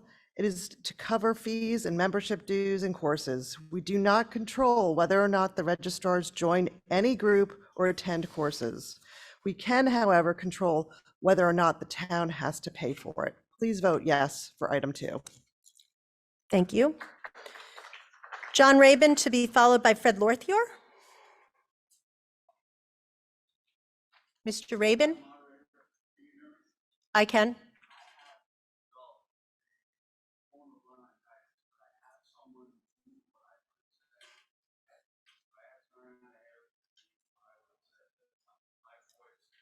Yes, you may have, as long as she's reading your comments and not bundling it with.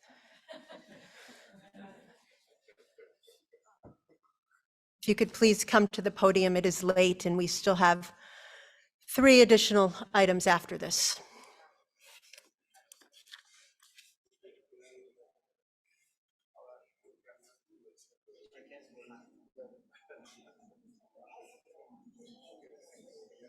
Thank you, Madam Moderator. Mr. DeCaro and Ms. Hegarty, in their memorandum to the RTM that they submitted in January 2023, say, quote, they have a Q&A. It's question number 10 on page 6 of the PDF. Is participation in the Alliance for Election Excellence and retention of the designation of being a Center for Election Excellence in any way contingent upon the town of Greenwich accepting a grant? Answer, no. The eligibility to receive a grant isn't contingent on Alliance membership and vice versa. So we can accept the 500,000, which the RTM has already approved, and not accept this because one is not contingent on the other. Secondly, it has been the case that Mr. DeCaro has gone to RTM district meetings and he's been asked, what are you going to do with the $500,000? He's hard pressed to explain anything that goes above 200. He's also hard pressed to explain what the 9,800 is for. So why couldn't the membership dues come from there? And who's to Miss Pumps, I'm sorry, Miss Ayers, are you reading Mr. Rabin's remarks? Or are you Yes, I speaking am. extemporaneously now? No, we Okay. discussed it. Okay. Okay. So You've discussed it or you're reading it? There's a I'm- difference. Okay, so if you want to read his prepared remarks, I'm happy to offer that opportunity to you. Okay, fine.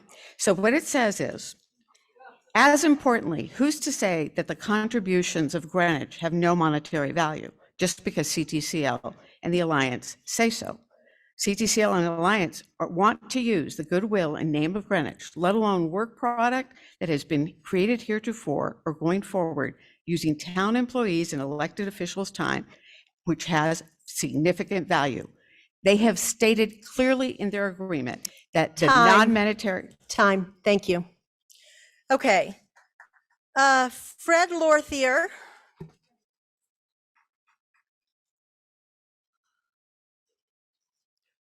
To be followed, I'm sorry, to be followed, well, Mr.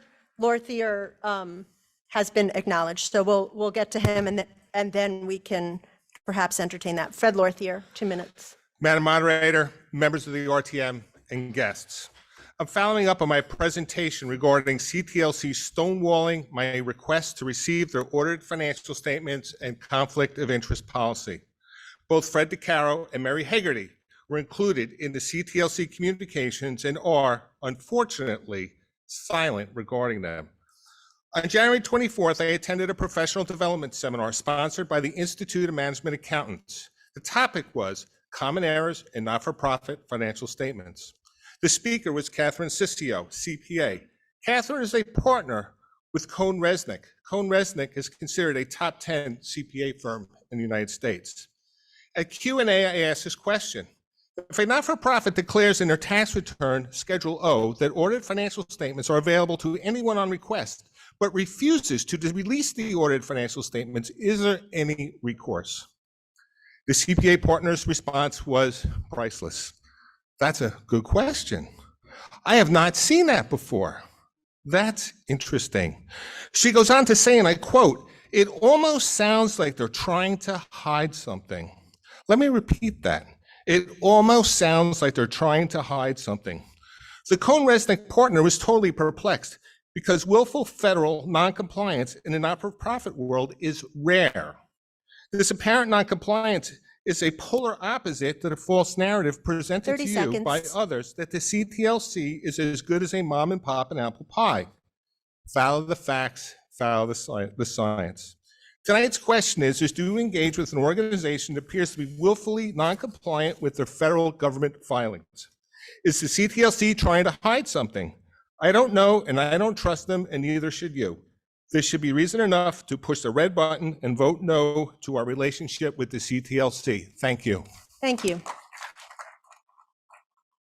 Yes, yes, I'm sorry. Okay. Is there a second to call the question? Okay. A motion to call the question is a motion to immediately cut off debate and proceed to a vote. Requires a second. We have the second. It's not debatable, and it does require a 2/3 to pass. 1, 2, 3.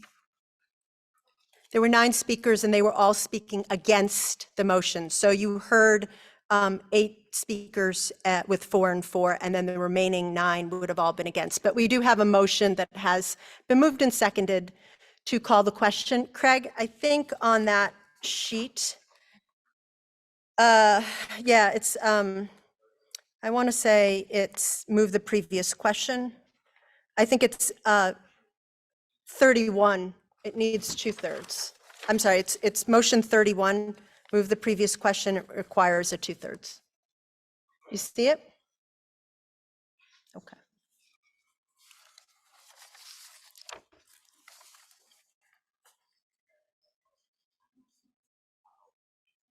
It's not open yet. Okay.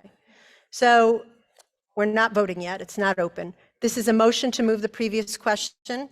If that motion passes, we would immediately proceed to vote on the merits of item 2. Okay? Craig, let me know when you're ready to open it. Again, for our friends who are online, refresh your device so that you are you ready?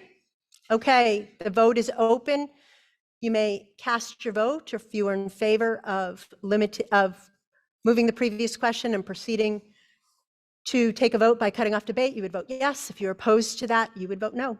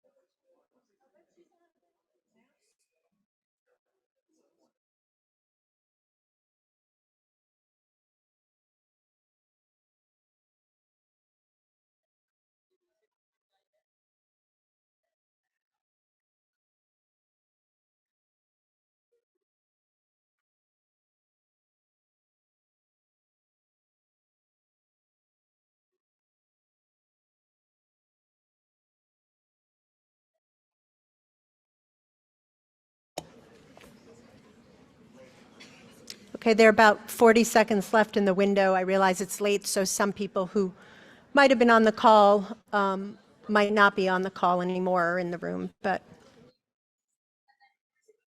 if you intend to vote, please check your clicker, or if you're voting from home, please cast your vote now.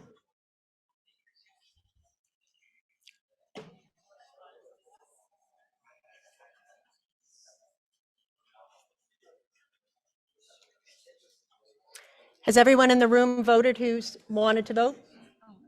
Is everyone voting? I don't think we have anybody online who is suggesting that they have a problem. So before I close it, is everybody good who's in the room who wanted to cast their vote? Yes? Okay. We are going to close the vote now.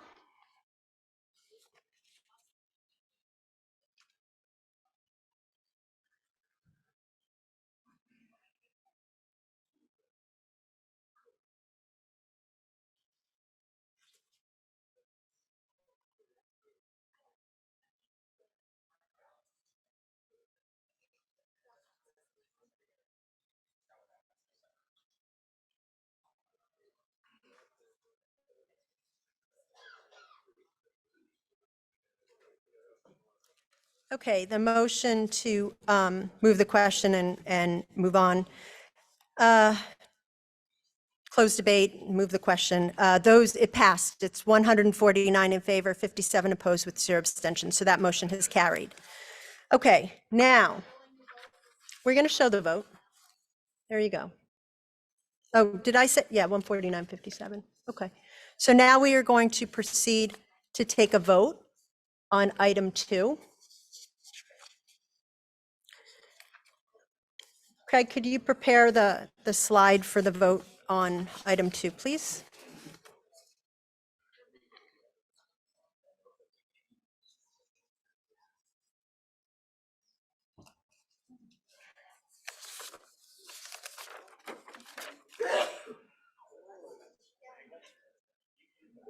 I think, okay. So this is item 2, $9,600 Center for Tech and Civic Life grant. We have not opened the vote yet. Again, if you're online, you're just going to want to refresh your device, make sure that you can vote. Craig, are you ready? Okay. You can open the vote, please. Don't start voting until I've said, okay. The vote is now open, and you may cast your vote.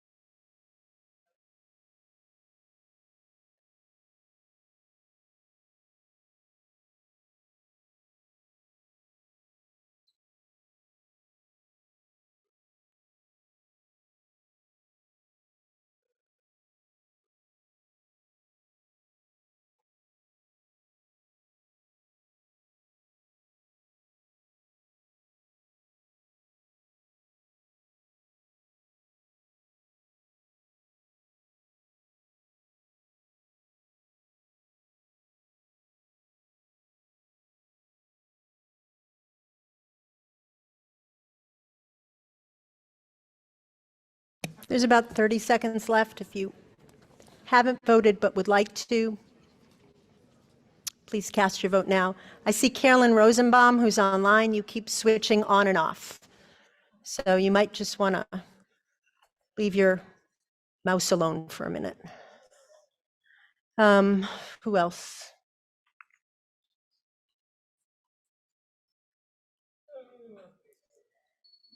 Has everyone voted who has wanted to vote in the room? I don't hear, there's no one online that has called in to our help desk to say that they have a problem. I'm going to close the vote.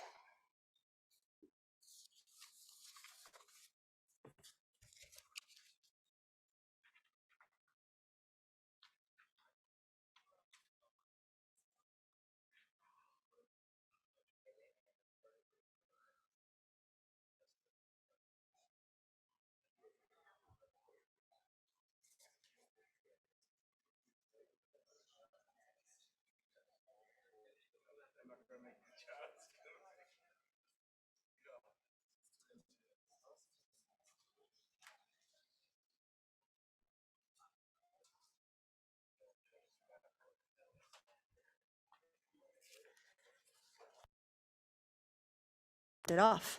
All right, the vote. Moment of high drama. Those in favor, 101. Those opposed, 101. Abstaining 4. That motion has failed.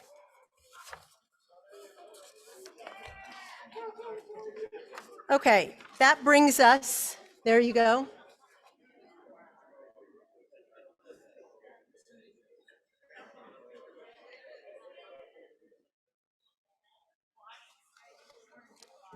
Okay, that brings us to item number 6. Okay, item number 6 is the Fairfield County Hazardous Incident Response Team. And Chief McHugh, who I appreciate your patience for staying here this whole evening. And I did just want to say, you may have asked why this item, you go ahead, why it was not on the consent calendar. There's a state statute requirement in here that requires us to have a public comment period, and we can't do that if it goes on consent or combined. So here we are, Chief McHugh introducing the resolution for item 6. You're just reading the resolution, and you can summarize it and say, you know, Okay. a few things, and it is as it appears on the call. I never thought this time would come, but thankfully it has. Only kidding. So, Madam Moderator, before us here is we hope the RTM ratifies the Fairfield County Hazardous Incident Response Team agreement as submitted and authorizes the first selectman and the fire chief of the town to execute the agreement as it appears in this call. The Fairfield County Hazmat Team is a county hazmat team that we use, that we've been a member of since. No, Mr. McHugh, all you need to do is read the resolution. We're not doing anything else yet. No. I'm good with that. Okay. That's it. Okay. So you've read your resolution. Yep, I'm good. Is there a second? The item has been moved and seconded and is now before us. May we have the committee reports that considered this item? I'm good. Mr. Richard Newman, Chairman of the Town Services Committee. Madam Moderator, ladies and gentlemen of the RTM, Chief McHugh and Fire Marshal Chris Pratico joined us last Tuesday to discuss item 6.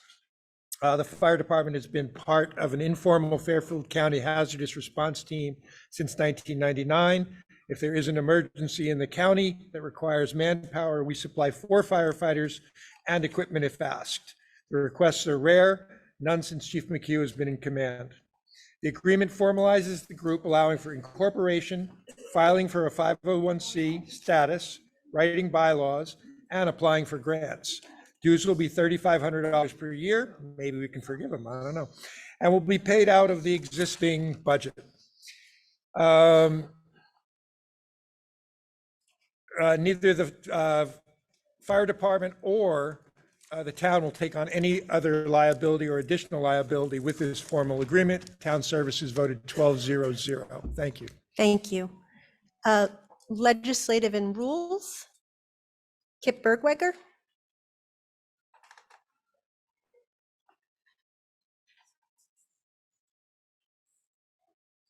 Thank you, Madam Moderator, members of the RTM.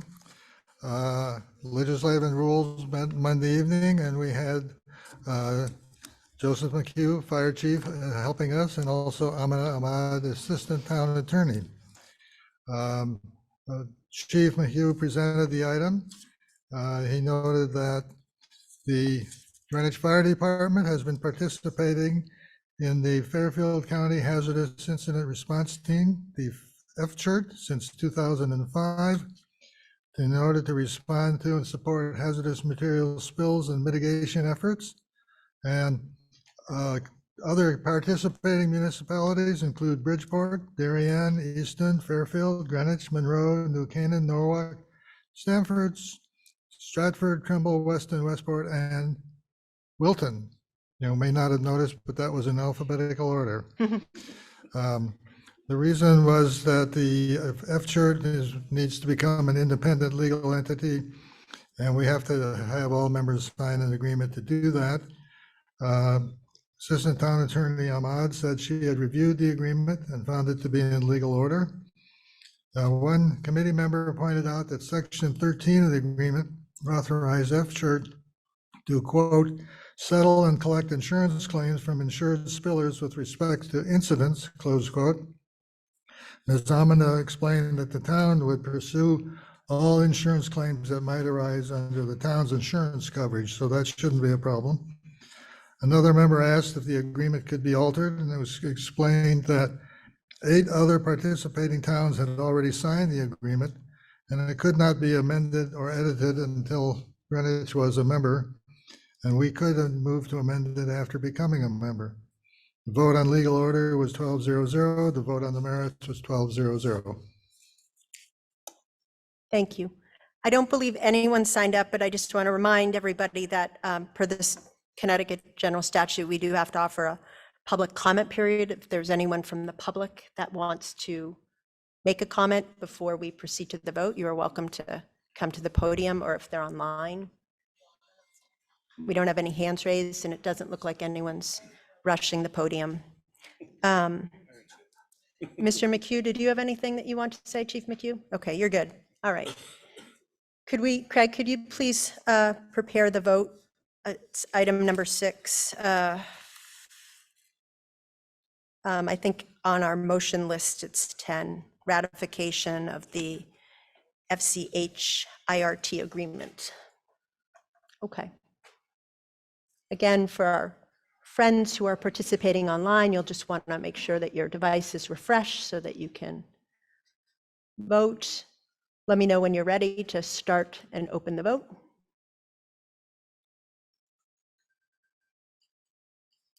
We're going to start. Okay. The vote is now open. If you're in favor of this agreement, you would vote yes. If you're opposed, you would vote no.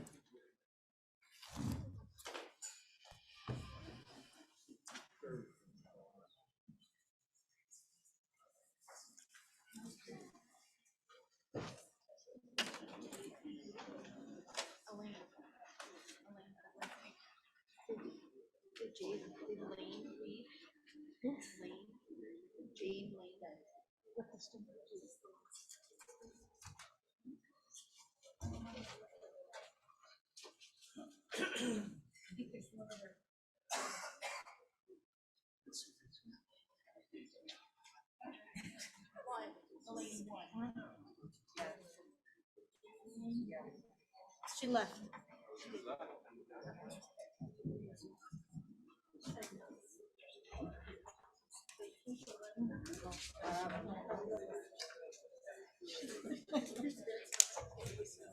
Waiting for the vote to close.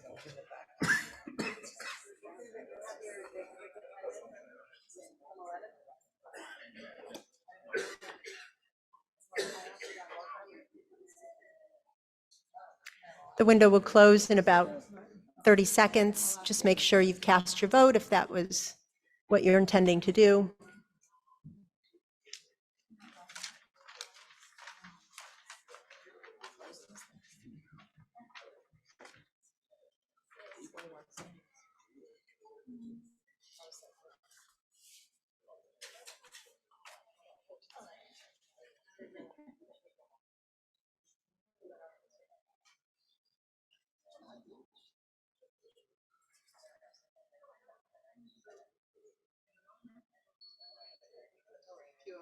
Okay. Has everyone in the room cast their vote that has intended to? I don't hear anybody saying that there's any problem. I realize that it's late and some of our online participants may no longer be with us, but I'm assuming that no one has any issue in the room, that you've pressed your clicker and you have registered your vote. So I'm going to close the vote now.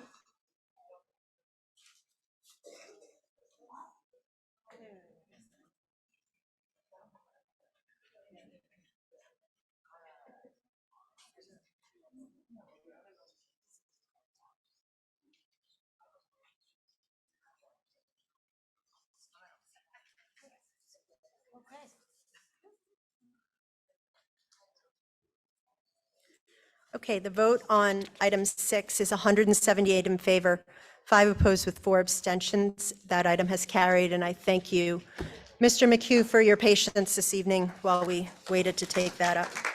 And you're going to show the vote? Okay. Yeah, very convincing. Item 7 now comes before us. Mr. McHugh, would you like to, are you reading that resolution? Item 7, Is that, I don't know, that's the. that is the fire marshal fees for the plan review that has been submitted to you in the call.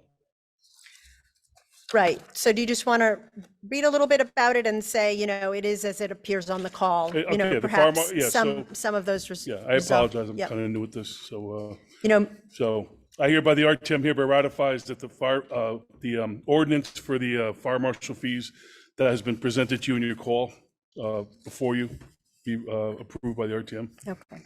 Will a member please move the adoption of the resolution? Item 7 has been moved and seconded and is now before us. May we have the reports from the committees that considered this item? I just want to remind everybody that this is a proposed ordinance. It would be new, so it is subject to our second read requirement unless somebody is intending to offer a motion to suspend the rules and take it up as a first read. So I don't know if any, I haven't heard of anyone doing that, but otherwise we will likely just hear committee reports and then it will come back next month. Item 7 is the first read of an ordinance that would allow the fire marshal's office to charge a fee for building plan reviews as allowed by state code. We had Fire Marshal Chris Pratico along with Chief McHugh and Town Attorney Amina Ahmad with us to discuss the item. The fee on commercial construction and remodels, including 3+ family residential projects, will be 1/2 of 1% of the value of the construction. The town building department charges 1.5% to review the plans in a similar manner. We are one of the only towns in the state that does not charge the fee currently. The anticipated annual amount collected will be between $800,000 and approximately $1 million. I hope the BET is listening. That's about the cost of a fire engine. We currently do plan reviews and follow-up inspections for free. Depending on the size of the project, the time spent on the review can be considerable. Fire Marshal Pratico mentioned that when architects come in for the review, they are often surprised that there is no fee. Town buildings and schools will be exempt. We did not discuss the motion to suspend the rules for requiring a second read. Feel free to bring one up if you would like from the floor. Town Services voted 12-0-0 on this item. Thank you. Brooks Harris Finance Committee. Sure. As you guys know, we were not assigned this, but we took it up and we got the 2/3 required vote. It was 12-0-0. Members had some questions. Members expressed general support for the concept of builders compensating the town for work expended to provide the necessary reviews of fire code compliance. Some members felt the fee of $5 per $1,000 seemed high, but no one knew whether this was an appropriate level. Finance voted by acclamation for the chair to compose a note expressing Finance's support for the concept of a fee for service, but to request confirmation that the proposed fee was within the norms of such fees. Finance did not end up voting on the merits of the item itself. Subsequent to the meeting, Amina Ahmad, Assistant Town Attorney, provided the following feedback to the Finance Chair. The proposed fee is generally in keeping with other municipalities in the area. The Fire Marshal's Office did the research in order to propose the fee that you see in the ordinance. Finance did not have an opportunity to independently verify this conclusion. Thank you. Thank you. Kip Bergweger, Chairman of our Legislative and Rules Committee.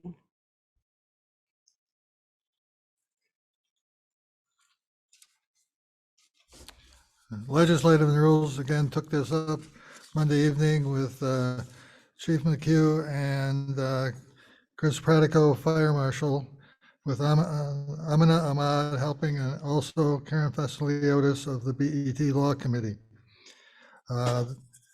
This is as noted, it's an opportunity for the Fire Marshal to charge a fee of $5 per $1,000 of the construction cost, 1.5%, 1/2 of 1% of the cost. I don't want to repeat what's already been said. I'll just go on to note that one member asked if the fees were excessive and might deter affordable housing projects. Chief McHugh noted that it is in line with fees charged by other towns, and that Greenwich is the only town where we currently do not charge a fee.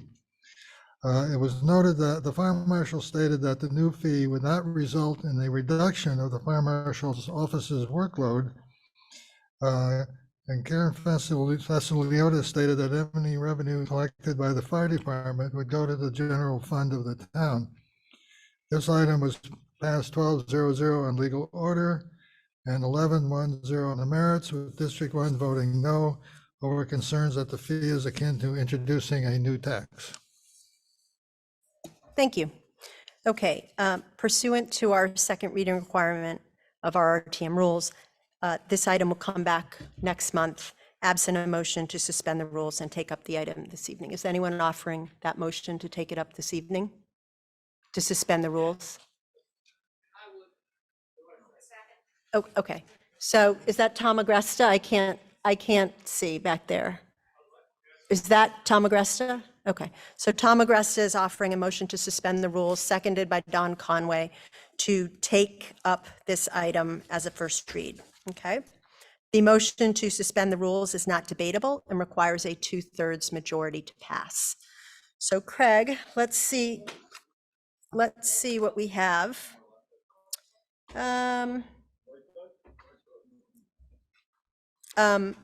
No, we can't do a voice vote because we have people voting online too. So motion to suspend the second read requirement. I think it's motion number 11 on our little sheet here.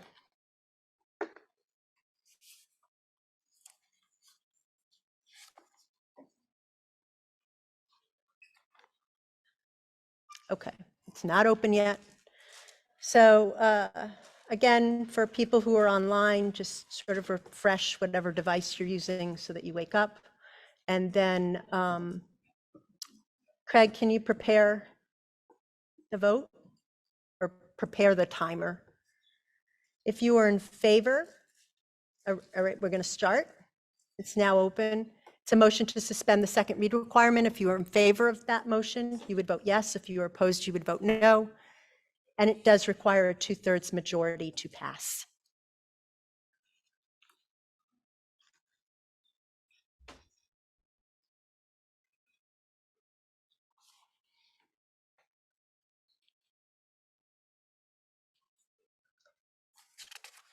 If the motion passes, we would then proceed to take a vote directly on the merits of item 7.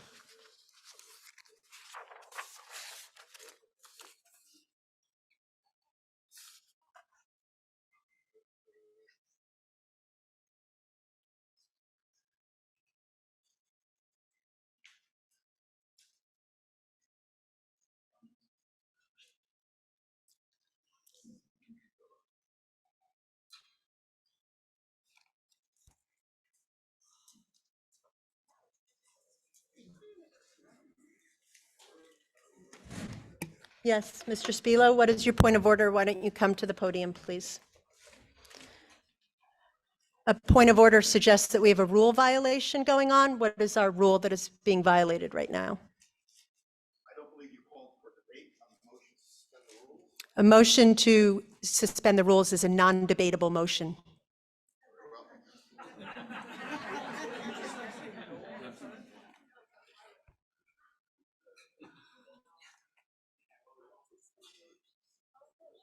Okay, so you have about 20 seconds. If you could make sure that you cast your vote if that is your intention.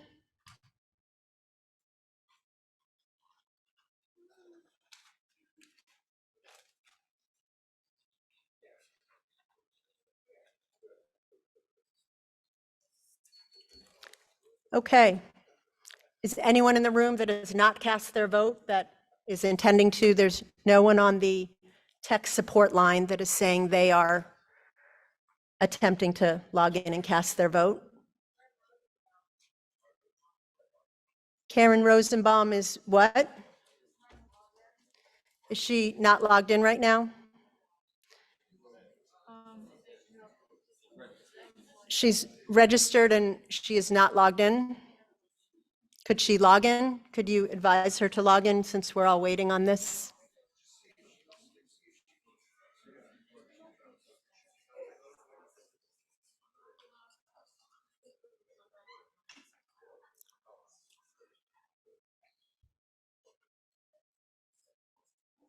Does anyone have an idea where Karen Rosenbaum is in the pipeline of getting logged on? Refresh your browser.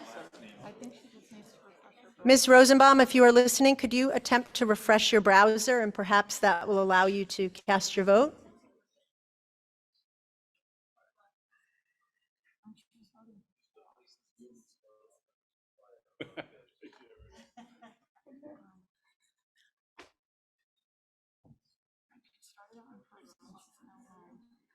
Hmm?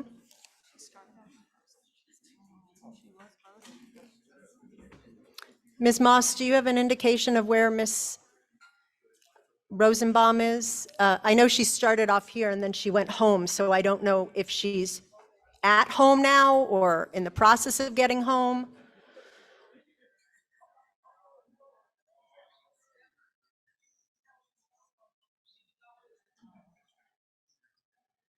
Is she making an attempt to log on? Does she want to call her? Does she need technical support? She can call the helpline, but we are holding this vote open for her.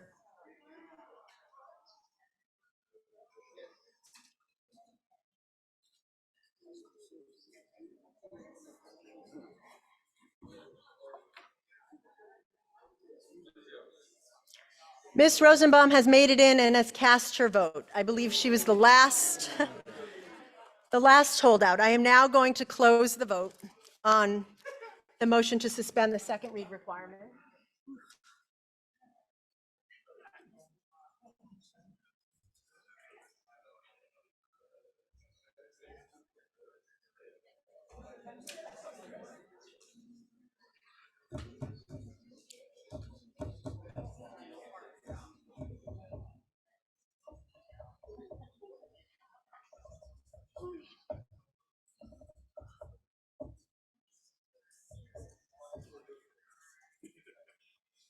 Everyone had one dinner tonight, too, Steve.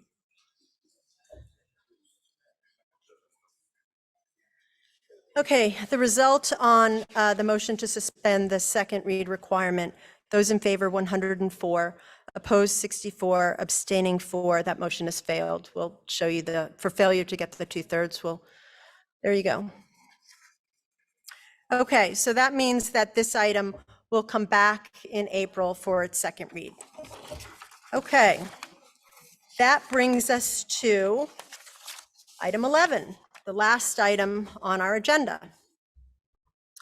Item 11, Mr. Spilo, you are welcome to come to the podium and introduce your motion, your resolution. Michael Spilo, Chairman of the Legislative, of the Labor Contracts Committee, I'm sorry.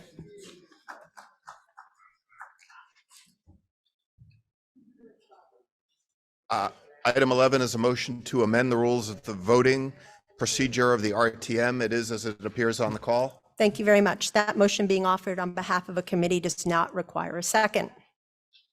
And now at 11:39, our parliamentary lesson for the evening. The act of having an item appear on the call is largely ministerial. There are certain requirements to simply get an item on the call. The item must be submitted prior to the call deadline, and it must be submitted in proper form, meaning using the appropriate whereas and resolve clauses and the appropriate, formatting that we use. The item is not reviewed at the time of submission to determine if it is in legal order. In theory, someone could submit a resolution that contains the lyrics to their favorite Bruce Springsteen songs, their grandmother's casserole recipe, whatever it is, and that item won't be ruled out of order until it makes its way through our meeting process. As with any call, resolution, or motion, there are 3 things that must occur in order to place the item before the body. For the armchair parliamentarian out there, Robert's Rules, 12th edition, section 4, handling of a motion, pages 28 and 29, describes what I'm about to say. Step 1, member makes the motion. Step 2, the motion has to be seconded. In this case, there is no need because it's coming from a committee. And step 3, and the vital step, is the motion has to be accepted by the chair. Page 29, section 4:3 reads the following. Neither the making nor seconding of a motion places it before the assembly. Only the chair can do that. When the chair has stated the question, the motion is pending. Typically, our process is, rather than read the entire motion, you will hear the chair say, the resolution on item whatever has been moved and seconded and is now before us. That is the 3rd step, and that is the step that places the item before the body. You have not heard me say that tonight regarding this item, and there is a reason for that. Section 4:16, page 33. In principle, the chair must state the question on the motion immediately after it has been made and seconded, unless he is obliged. It should be she. I realize that Robert's Rules is should not be gender specific in that way, unless she is obliged to rule that the motion is not in order, or unless, in her opinion, the wording is not clear. Knowing that there were questions about the legal order of this item, I have asked our law department to research and give us an opinion if this item is in order. If we receive an opinion from the law department that the item is not in legal order, your chair cannot accept the item. This is not a decision I am making. I am relying on the opinion of our law department, and I will now recognize Assistant Town Attorney Amina Ahmad to share the opinion of the law department with the body. Ms. Ahmad.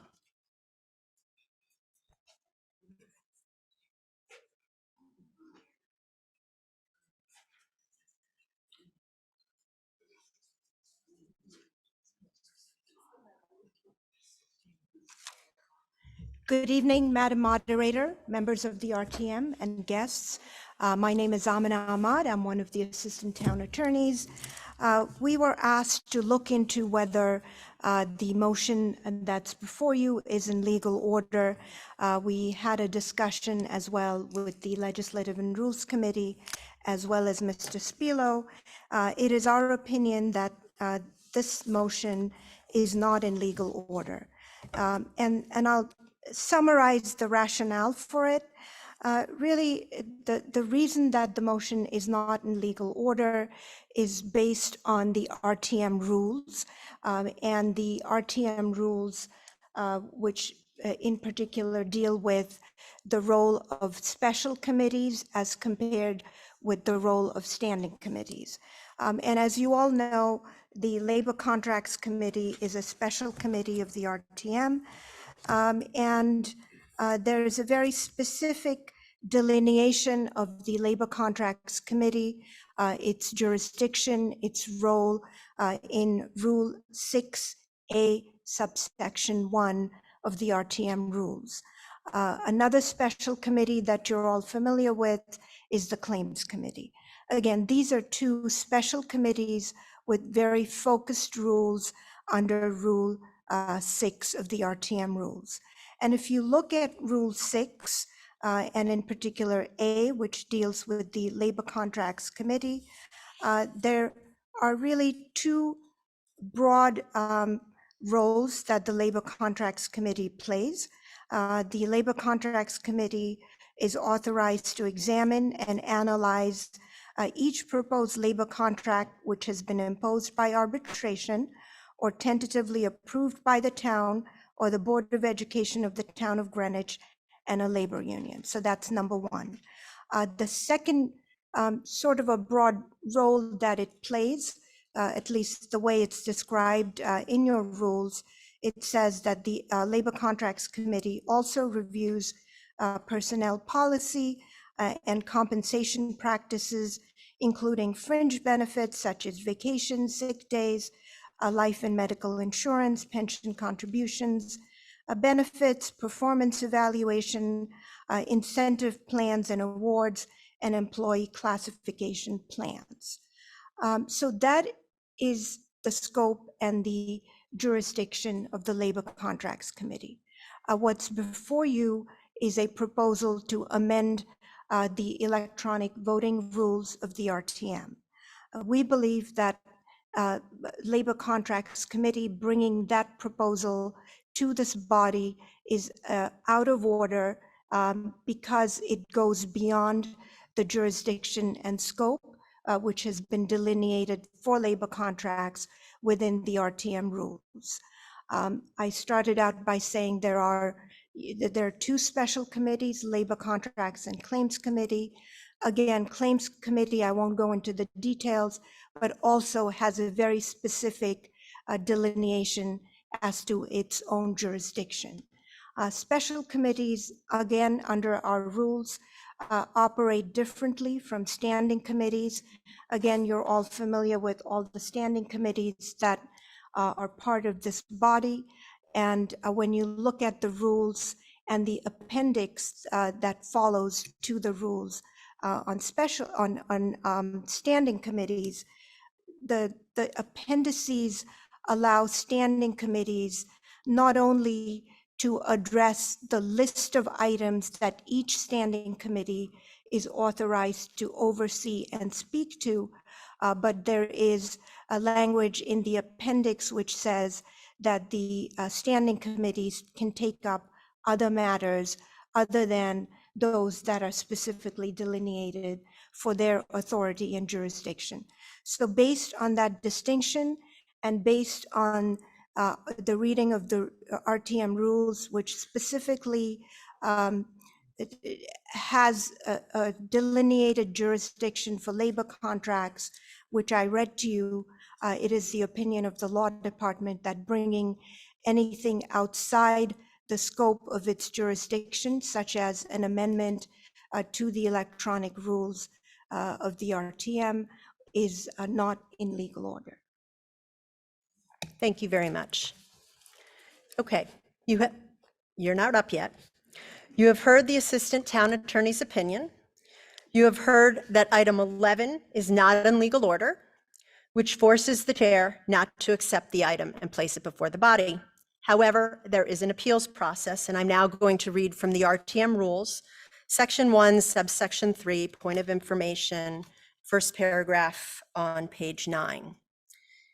If the town attorney is not present or shall decline to give an immediate opinion, or if after an opinion is given, any member shall appeal therefrom, the question may, by majority vote of those present, be referred to the Legislative and Rules Committee for further study and conference with the town attorney and report at the next regular meeting.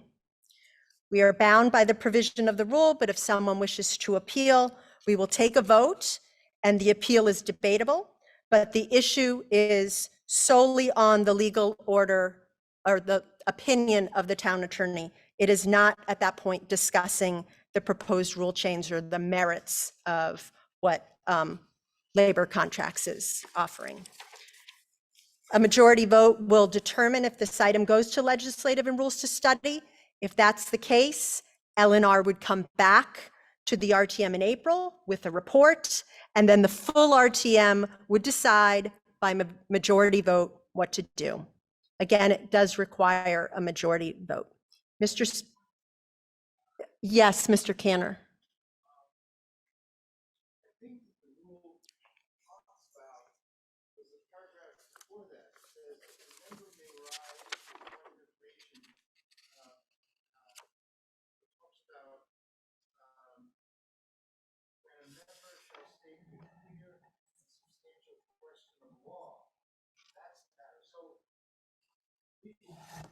You don't really have a basis. I mean, the way I read it is if someone stands up and says, I appeal, they have to be asked, what's the basis of your appeal? So, right now, the town attorney gave an opinion that's not in legal order. Assuming Mr. Spilo says, I appeal, then he has to be asked, what's the basis for your appeal? Then that is referred to, then a vote. Whether or not there's substance to that appeal and whether or not it's legislative rule. That's where No, I think I can discuss this with the town attorney, but my understanding is that I have not accepted it based on the chair has not accepted it based on the ruling of the town attorney. Mr. Spilo or anyone has the right to appeal the ruling of the town attorney. If by a majority vote, the body agrees and would like to send this to Legislative and Rules and the town attorney for consultation, they may do that. Your committee would prepare a report, come back in April, and we as a body would vote on it in April. Yeah.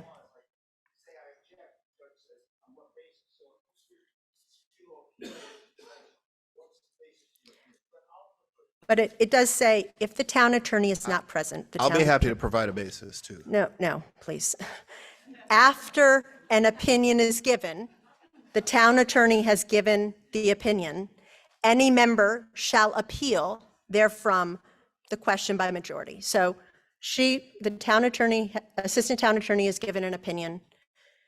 You're jumping at the gun over there to appeal, but just wait a minute. And then we'll take it from there, okay? So Mr. Spilo, are you appealing this decision? Yes. Okay. Okay. Is there it is debatable, so you have that right to debate that motion to appeal the ruling of the law department. We have 6 people who have signed up to debate the legal order of the law department. Mr. Spilo, you may go first, to be followed by Scott Kalb. Am I the principal proponent? I would imagine so, yes. Thank You you. will have 5 minutes to.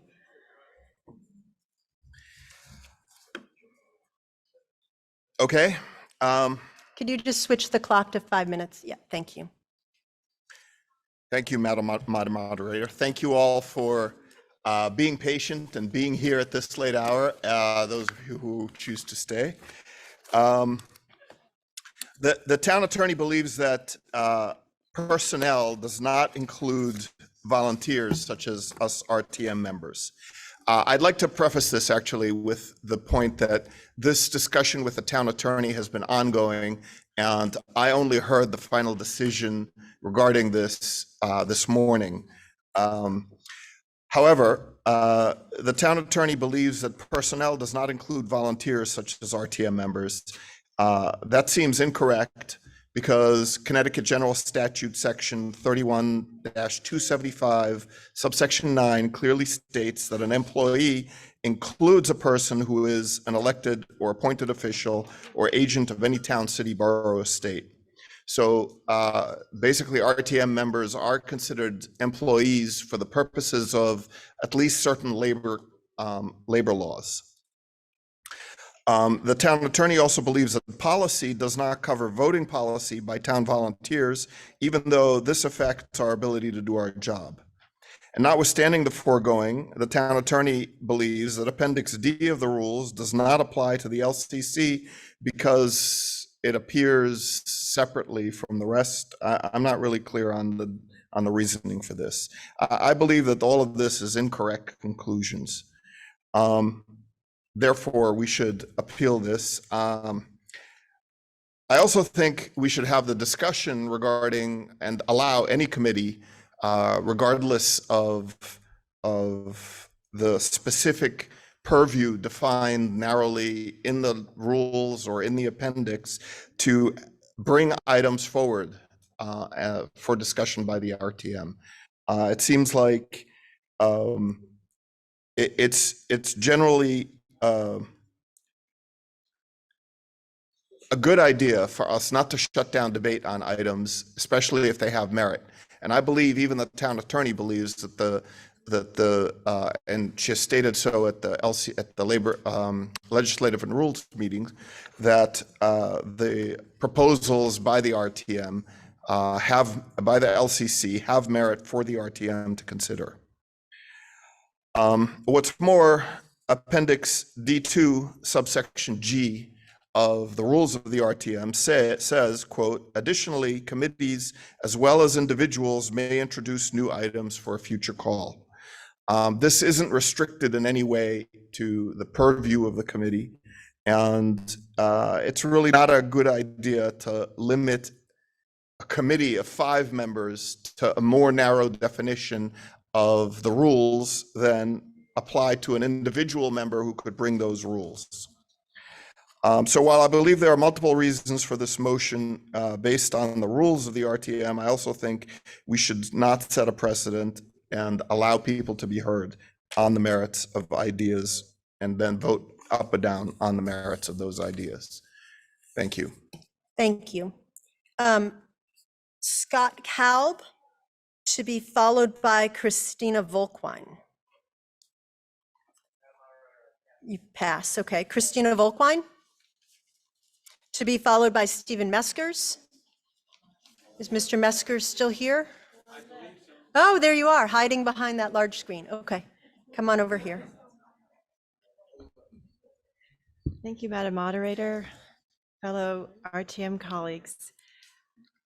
This has become an interesting discussion, and I, for one, who've spent many hours on the background of the items on today's call, agree that in a certain sense, we RTM members are voluntary employees and therefore fall under the purview of the Labor Contracts Committee. I think when the voting record of the Legislative and Rules Committee does not reflect the willingness to consider needed changes to the voting system, because we've seen several problems emerge in January and today.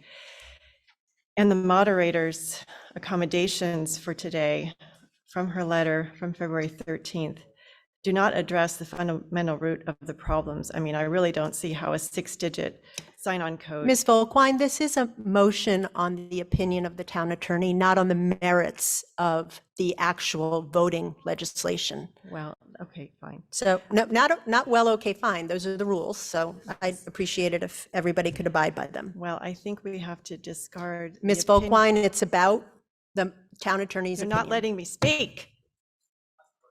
Do we have a representative town meeting or do we have a dictator?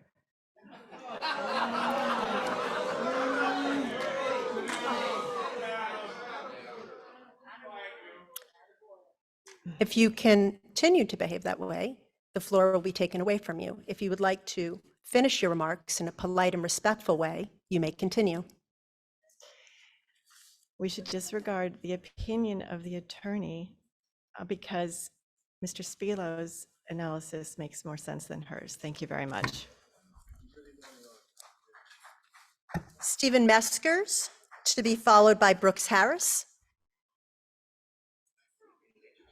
Madam Moderator, I will accept any correction you might need to give me for my presentation. The motion to consider 11 was submitted to us in Parks and Recreation, where Public Works, if I say Parks and Rec one more time, I'm going to smack myself. At Public Works, we declined to take it up, and this is where, and I thought it was an extension of our an imposition, but I was willing to accept, and 2/3 of the group did not agree to accept it, and that's a representative group. Labor contracts, I'm sorry, is not a representative, a duly representative body of all of the districts in town. I think we need to stick to our knitting to a certain extent. I respect that we want standing special committees to deal with standing special issues. I think if we're going to spend every RTM meeting reviewing and listening to and challenging the experts that we pay God knows how much for till midnight, I'm just not interested. I support the ruling of our assistant town attorney. I think we need to move forward on things. We need to get the work of the town done. We need to look at the budget. I think we're taking the body's time on unnecessary issues, and it's annoying. Is Brooks Harris still here? He was here. I don't know if he's still here. Okay. Lucy Von Brocklo is our final speaker on this item. Okay, thank you. Those are all the speakers that we had. So Craig, if you could prepare the vote. Let me see what motion this would have been. This would be 15, appeal the ruling of the law department. So let me just explain what you're doing. If you're in favor of sending the ruling of our law department to the Legislative and Rules Committee in consultation with the town attorney for a report and study that will then be brought back before the RTM in April to be followed by a vote, you would vote yes. If you believe that the town attorney's opinion is correct and you want to uphold the opinion of the town attorney, you would be voting no. Okay, is everyone clear on what they're voting on? Okay. So once again, for our friends that are participating remotely, they'll want to make sure that their devices are awake. Yes. Correct. A no vote would mean that the town attorney's opinion stands, it goes away, and we are not taking it up any further. Okay, this evening. Okay, is everyone clear on that? Okay. Craig, if you could start the clock, please. It does require majority to carry. If you could start the clock. Okay, if members are welcome to vote now.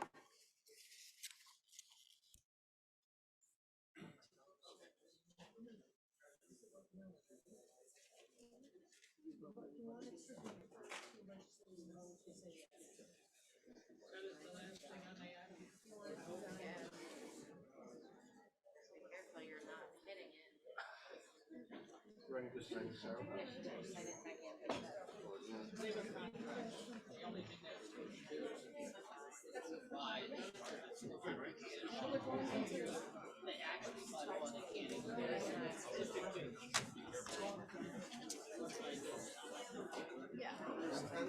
wouldn't, Elaine, with him, I wouldn't put them in the box because the book is open. If we touch them, it's gonna change. Yeah, we know. What are we supposed to do with them?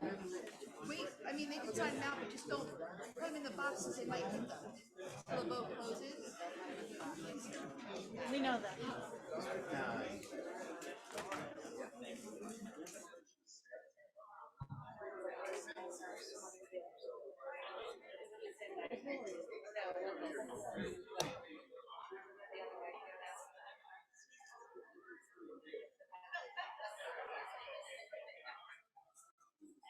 You have about 30 seconds before the window closes.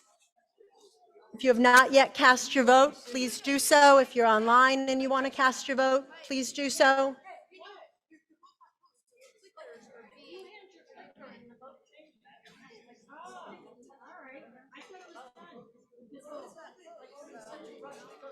This is a live vote, right? The vote is open, so if you are trying to turn in your clicker, you might want to check, you might want to not do it while the vote is open and risk potentially changing your vote. So while time has expired, why doesn't everyone just look at their clicker, see whatever selection they have pressed is visible on their clicker, 1, 2, or 3, yes, no, abstain? Is everyone in the room comfortable with their clicker? Has everyone cast their vote if they wish to? Okay, I am going to close the vote now.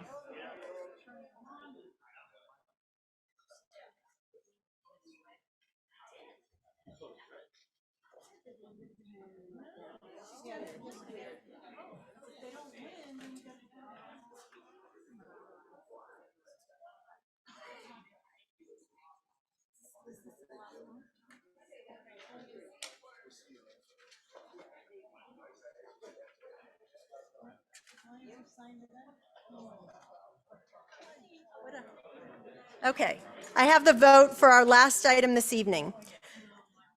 This was the motion to refer the town attorney's opinion to legislative and rules and the town attorney to come back in April.